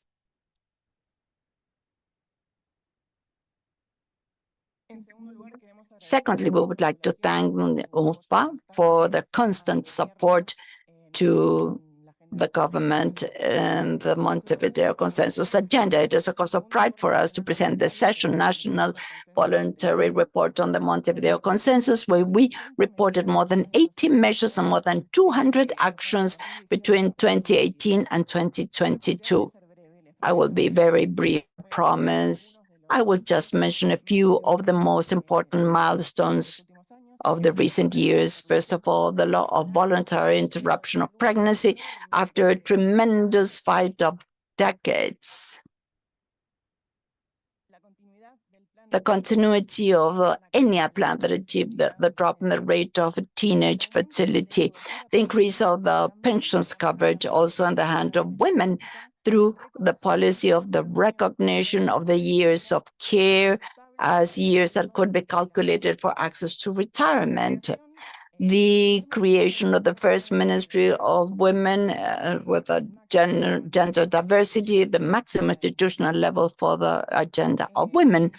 From the Ministry of the Interior, the Plan of Federal Development with Territorial Equity, we elaborated a development plan because we are convinced that our countries need to have a planning, and this plan is the continuity of the territorial strategic plan. And we covered the whole country, talking with local governments, trade unions, companies, to know what we needed in order to transcend the concentration of our country and the territorial inequality.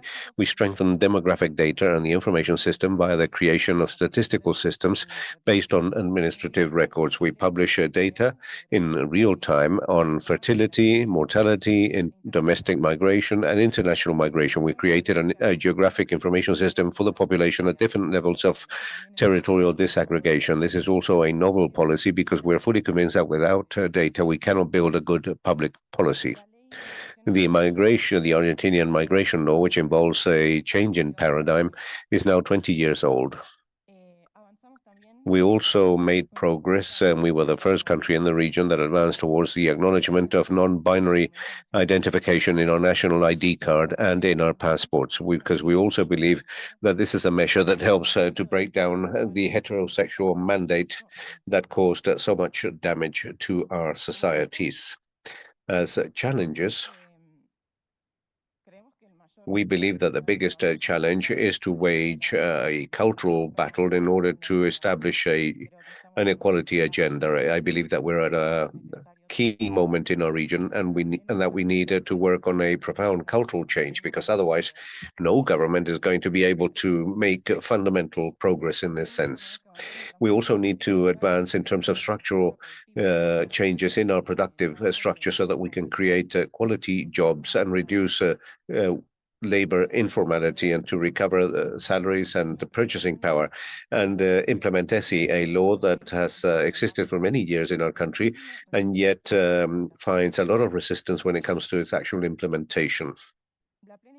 The full inclusion of vulnerable populations, the reduction of territorial lack of symmetry, to promote the use of indicators and of data, to universalize and guarantee the exercise of sexual and reproductive rights, expanding their scope, cross-cutting inclusion of the ethnic approach, and bringing to the fore Afro-descendants and native peoples is also a strong debt in Argentina to strengthen the institutional framework when it comes to population and development. We also held an event commemorating the 10 years of the Montevideo Consensus, and this was done during June, and that is basically the summary in Argentina. Finally, we want to support the proposal of Mexico. We believe it is fundamental that the Montevideo Consensus be included in the declaration of CPD 57, where we can continue to discuss in greater depths the measures proposed there, and so that we can continue to uphold the human rights and equality agenda and all its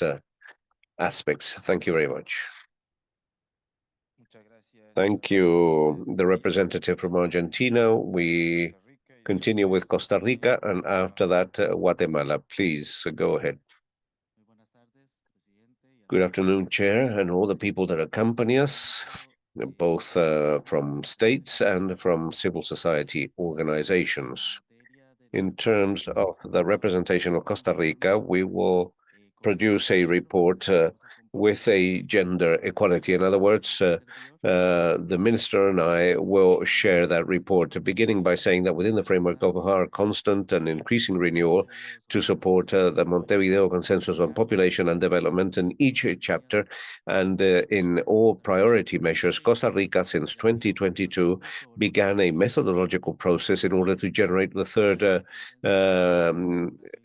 country report published last 27th of September of this year.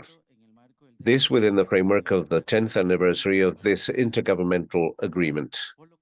And thus the Undersecretary for Population, represented in the Ministry of National Planning and Economic Policy, together with a technical working group, institutions linked to each one of the chapters of the consensus, together with the representation of civil society organizations and the UN Population Fund in Costa Rica, we established a roadmap so that we could work with a pillar which has been the incorporation of the Montevideo Consensus in the establishment of the human rights approach for all public interventions in Costa Rica, policies, plans, programs, and projects.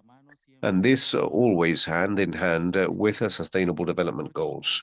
Because what we say in Costa Rica is that sustainable development is strengthened with a human rights approach of the Montevideo Consensus and vice versa. The human rights approach in Montevideo is strengthened with sustainable development objectives of the 2030 agenda.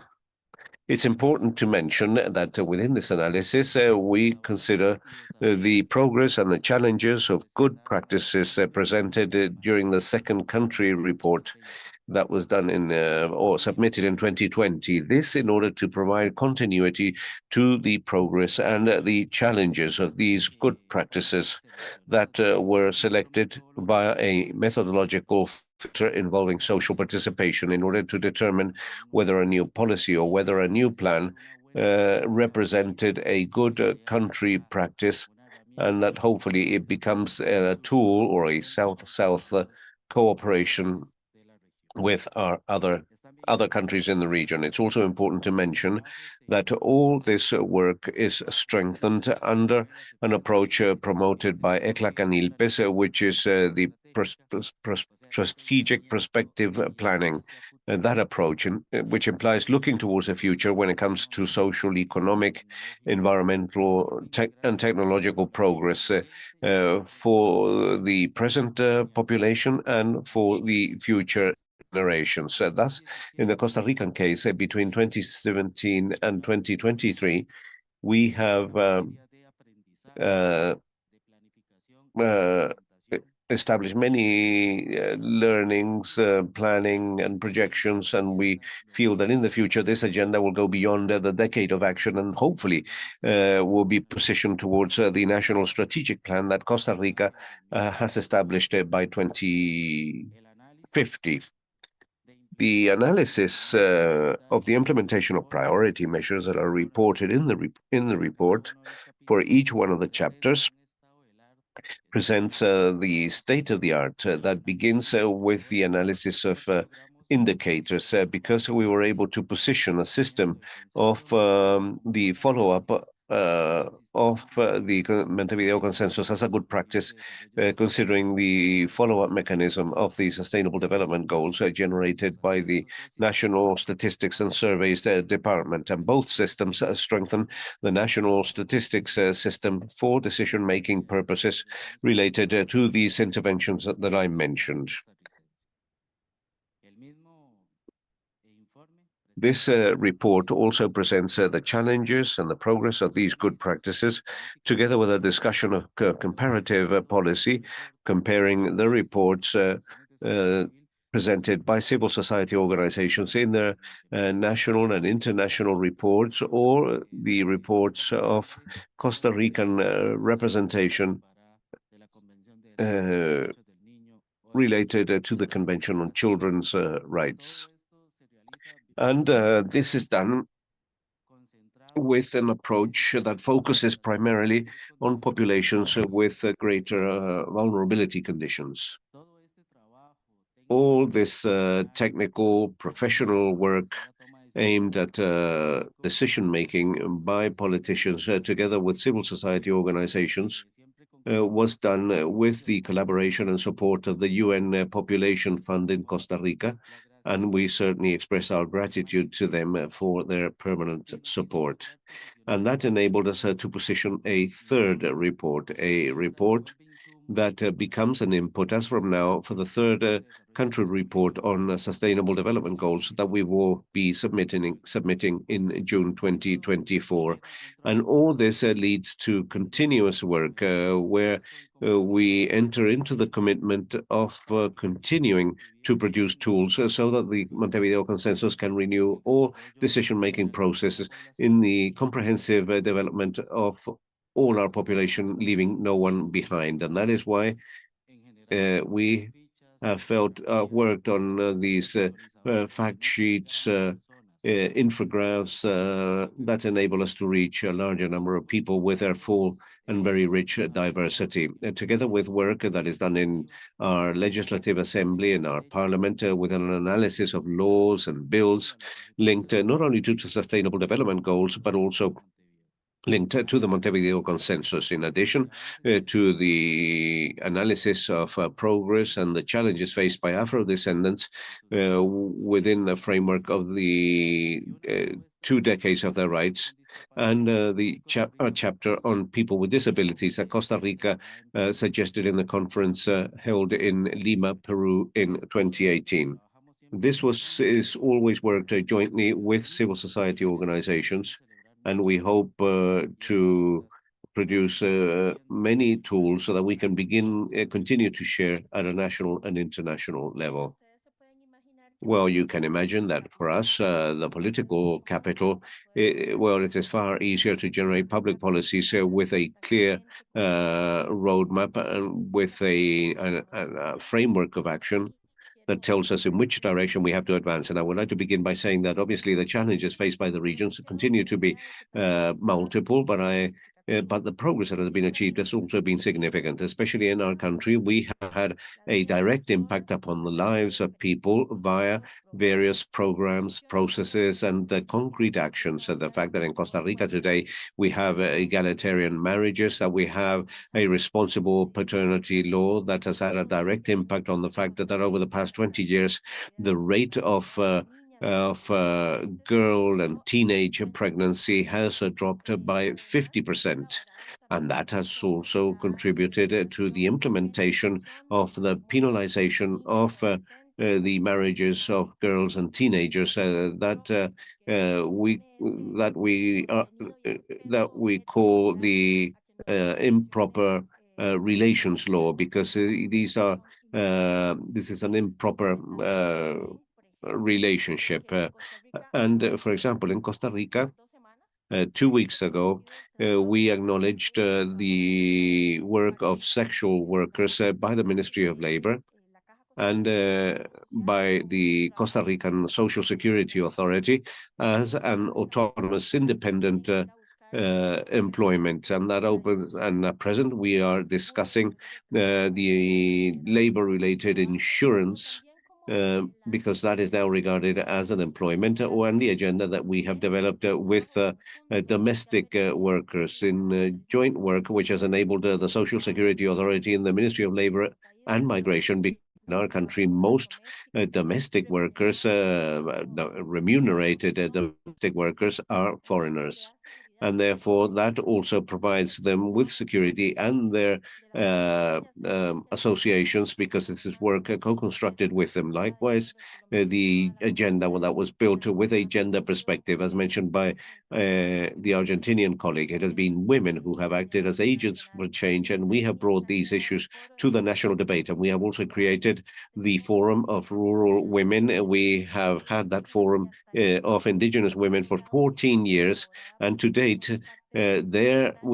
have established that their agenda is now the national agenda that is becoming validated in all territories, so that they can make their validation contributions and appropriation contributions, and likewise with the agenda of women with disabilities and with different groups.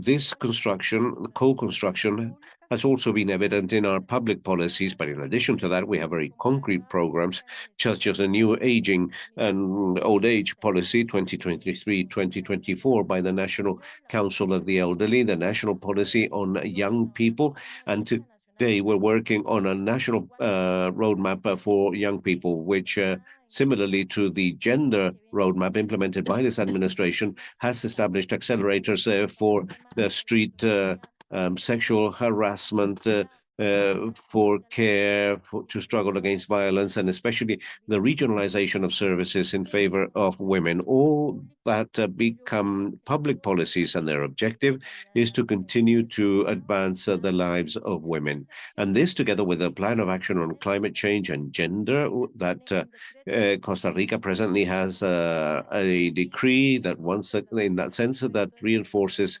the link between women and the environment. To mention but a few of the many of the enormous progress that we have achieved. And we invite the whole of the region to continue to make progress with the Montevideo Consensus, renewing the conviction of our regional agreements, and to be even more ambitious in their implementation, and to provide civic and citizens certainty implies renewing the democratic hope, to renew the shared life, to conciliate our life with the environment, and to overcome gaps in terms of with different parts of the population, leaving no one behind. And we would like to now express that a large group of people with disabilities, young people, indigenous peoples, have also worked on specific inputs that respecting and valuing the renewed consensus and the summons of different social organizations has led us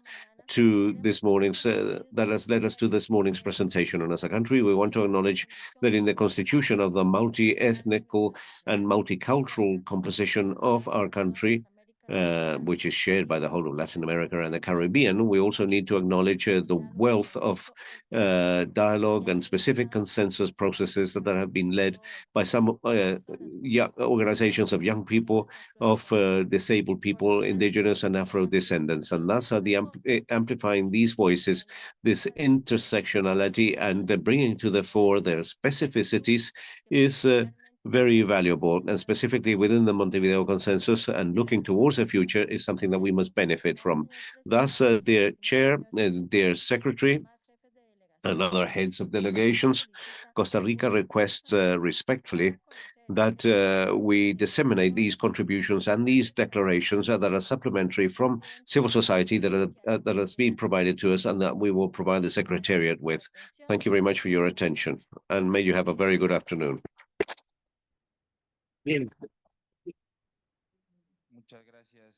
Thank you to the representatives of Costa Rica. We will continue now with Guatemala. Thank you, Mr. Chairman. Good afternoon. I would like to report that in Guatemala, we are not going to present voluntary national review, but a brief summary of progress according to sustainable development of population from the technical aspect represented by the planning secretary of the presidency, taking into account the following: the political constitution of Guatemala in Title II, Human Rights, Chapter 2, social rights include all what has to do with rights which are subdivided in 10 sections: family, culture, university, sport, social care, state workers, economic and social regime.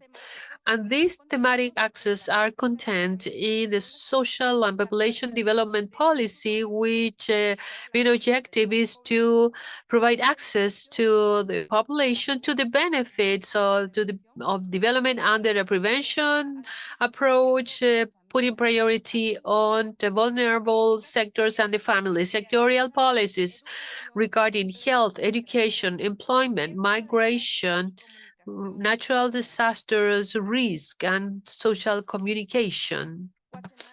Guatemala, according to the political constitution and the national laws and treaties and international treaties and convention,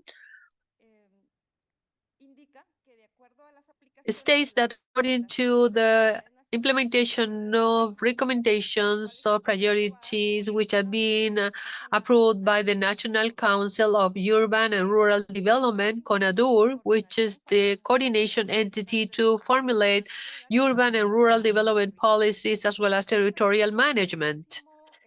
This space for participation at CONADUR compiles information of every sector, religious values, ethical, cultural values, as well as philosophic principles under the principles of our peoples and compatible with the human rights, international human rights, which are universally recognized. Now, the brief summary.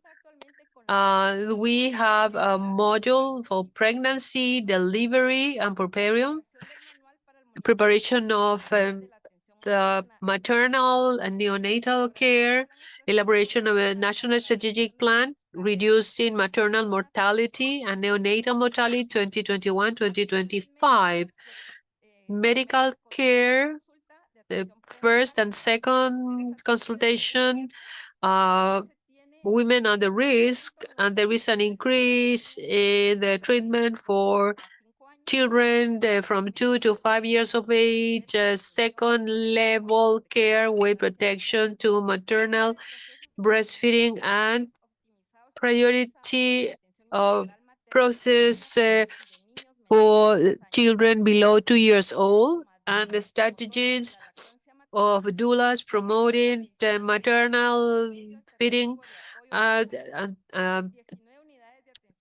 19 attention to people with HIV, which are cared by specialists and multidisciplinary teams according to the different services. We also have an increase in the educational care to the members of the community according to 16 national languages, a curriculum guideline for pedagogical or charts related to sustainable development, part of the bilingual program of the literacy program in 17 languages plus Garifuna language, 384 people from the education ministry in policy related to protection of the family and life, including the individual from birth till grave. And all this is guided to strengthen programs serving people, serving also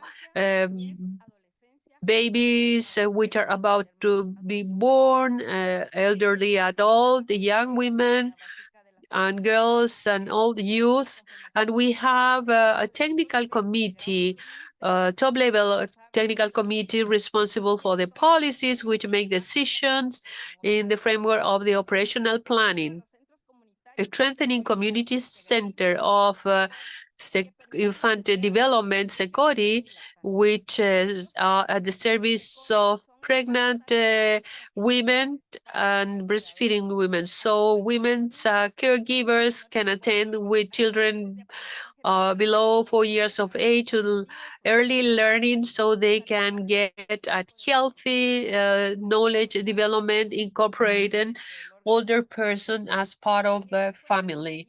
We also have the guideline prevent through education for parents and tutors, which objective is to provide orientation in sexual education so they can transfer their culture, value, cosmovision, and faith to their children to give their health, their physical and emotional welfare, ensuring the rights and the framework of personal, moral, and social responsibility. There is a program of new actions of the public institutions supporting this policy.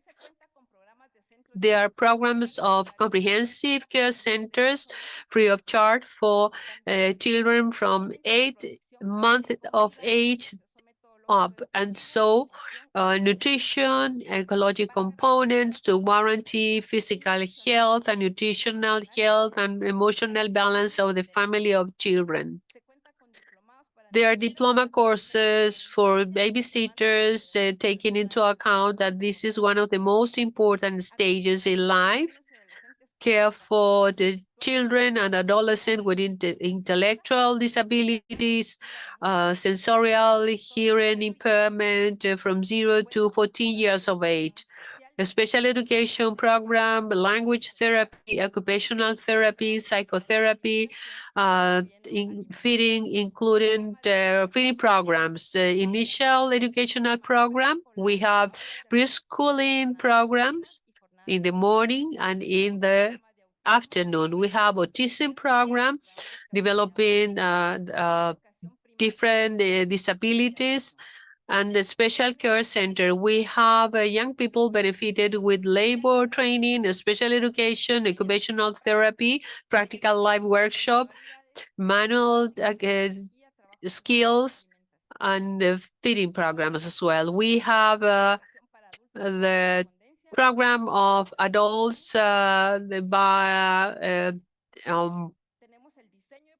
which is not in presence, and we have bachelor degree as environmental association and reduction of risk before disaster. We have a school insurance which is diversified. We have program with learning is good for everyone in different languages to incentive the literacy process. In terms of increase of coverage of social security system, we have different programs benefiting older persons which are disabled, and also programs for agents and elderly people which are protected under the non-contributing pensions regime. And we have the Golden Age program with 85 centers of daily care and center for permanent care. We have the monthly program with economic contribution for older person, which is increasing the coverage. In terms of comprehensive care of children and adolescents for migrants, we have different shelters which are serving the migrant children and which are Guatemalan people which are returning to the country. And we have also centers for caring of children and adolescents which are under risk of illegal migration. With also there is return to the country of origin with dignity, and also working on the sensitization of a migrant policy, preventing risk of irregular migration. The campaign Know My Story is an institutional digital campaign to prevent the risk of migration. Also, since 2018, there are job posts and surveys, the scholarship, My First Employment, and also in terms of crimes, children and women, problems have been resolved. Most of the cases that has been received over the last period of this report, 2022, and we have the National Survey of Quality and Welfare of households, looking for knowing the level of welfare in the Guatemalan households, especially women, from the social implementation policy as technical instrument to operationalize and to the social development law. Different actions had been undertaken through the coordination to foster progress in each thematic axis of this policy, such as education, health, employment, migration, disaster risk management.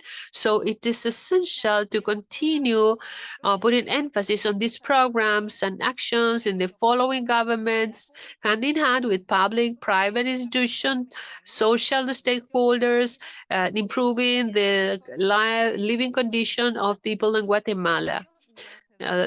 Development is not something that is attained in the short term. So over the last government conditions to improve the conditions of the life of the individuals have counted on laying the foundations over this period, and this has been approved by the CONADUR. All this is related to the general policy of the government. Thank you.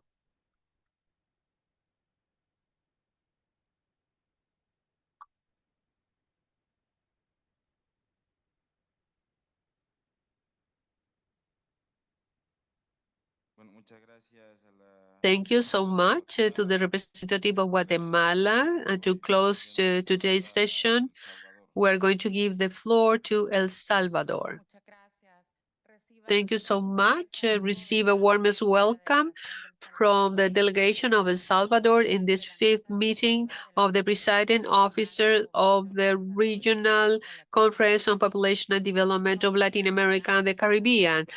We are very pleased with this session because we can recap on the dialogue about development and population in our region. After 30 years of the conference, 10 years of the adoption of the Montevideo Consensus, El Salvador reiterate the validity of the same, so we haven't hesitated to present the second voluntary reviews in terms of the advances accompanied to different reforms which are enabled to approach some of the main thematic of the same.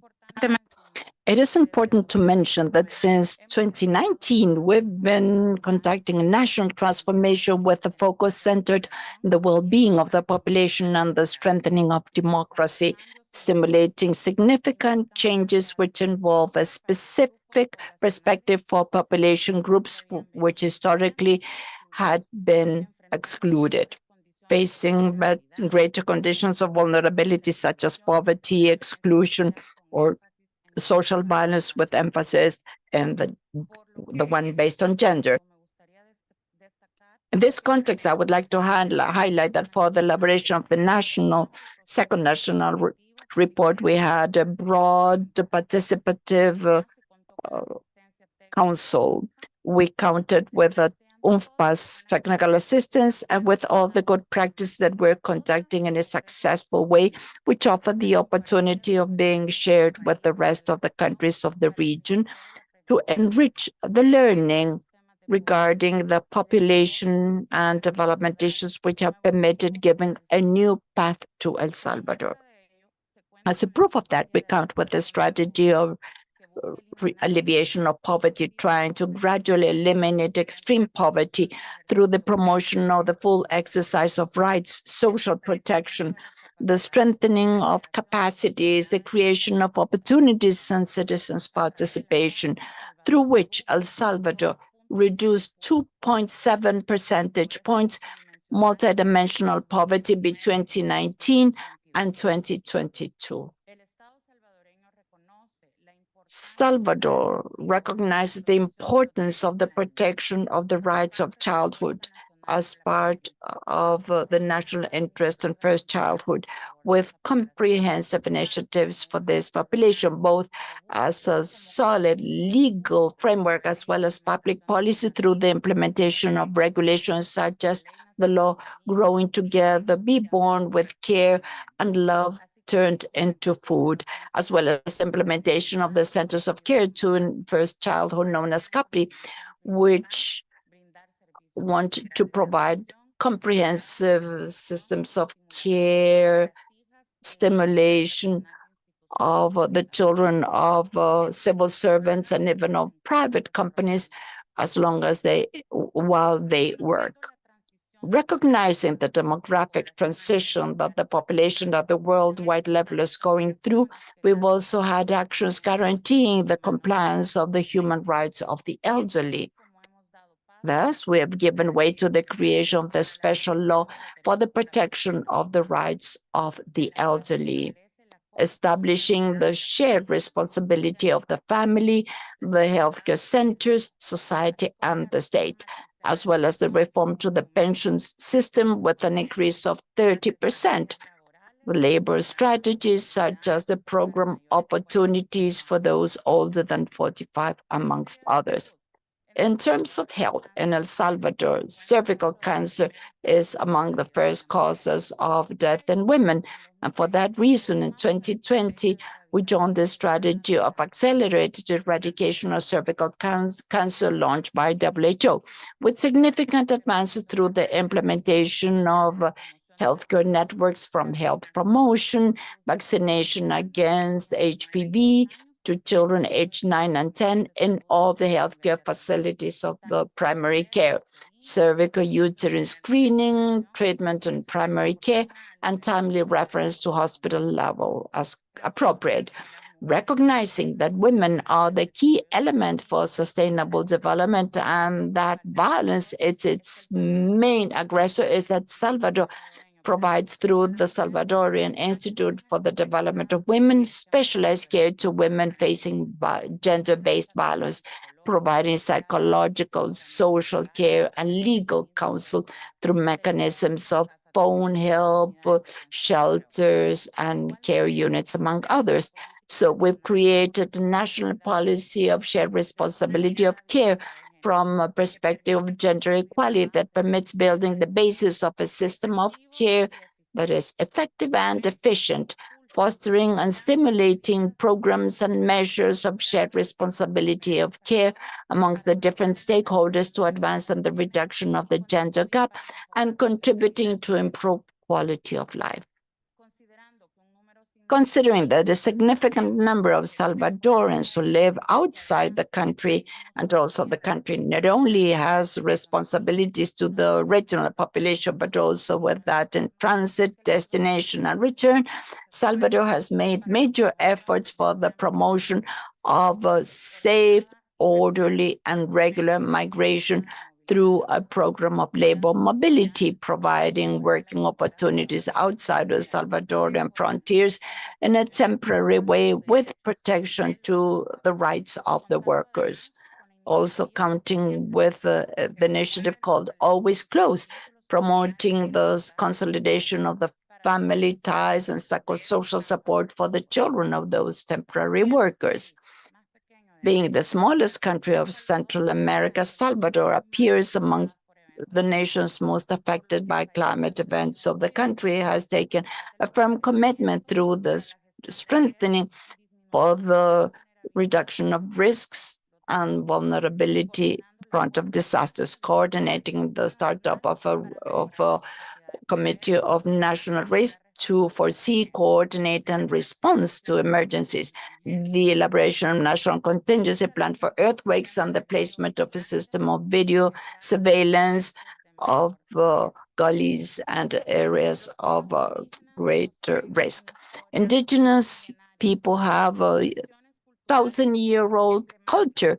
Their millenary institutions are emblematic, which represent the cultural heritage of the country. So we've been aiming to rehabilitate the Nahuatl culture and language in the indigenous population through the declaration of the Nahuatl tongue as a protected material good, as well as the publication of a series of texts which include elements of the indigenous cultures of the country, promoting the Nahuatl language as a vehicle for the intergenerational transmission and for the revitalization of the language and the strengthening of our cultural identity, which is also strengthened and aware that it is the women who mainly preserve the memory and the knowledge. And for that reason, it is that recently we've launched the ancestral cookbook of indigenous inheritance and of African descent, easy to prepare, nutritious food.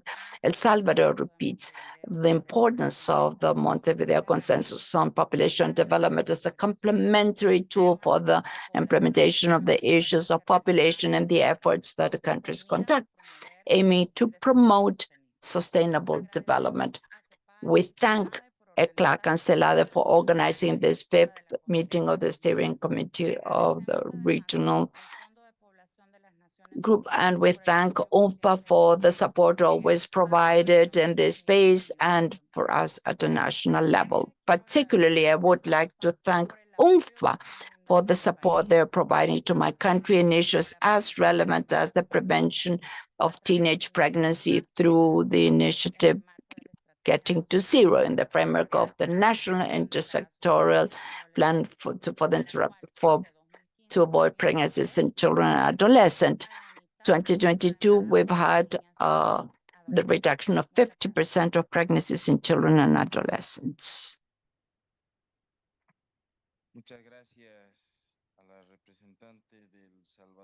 We want to thank El Salvador's representative, and so we have concluded the tasks of the day. We thank the interventions made by the delegations, which you showed everything that has been done for the implementation of the Montevideo Consensus on Population and Development.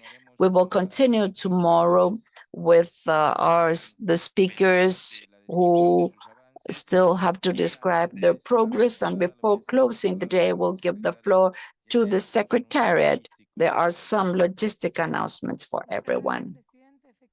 Thank you very much, Mr. Chairman. As you just said, tomorrow we will project the video of the delegation from Panama that they just sent to us. And of course, we will open the list for new interventions. And right now, we would like to invite you and the North Plain of Cepal and the first floor. We will count with a cultural act with a presentation of the Hambre Cuatro Quartet, which has been offered by the generosity of the Embassy of the Bolivarian Republic of Venezuela. And likewise, once this cultural event is over, we will be able to attend to the wine of honor offered by ONFPA. So tomorrow we will resume at 9 a.m. Thank you very much, Mr. Chairman. Thank you, everyone. So you're invited to tomorrow's activities. We will see you tomorrow.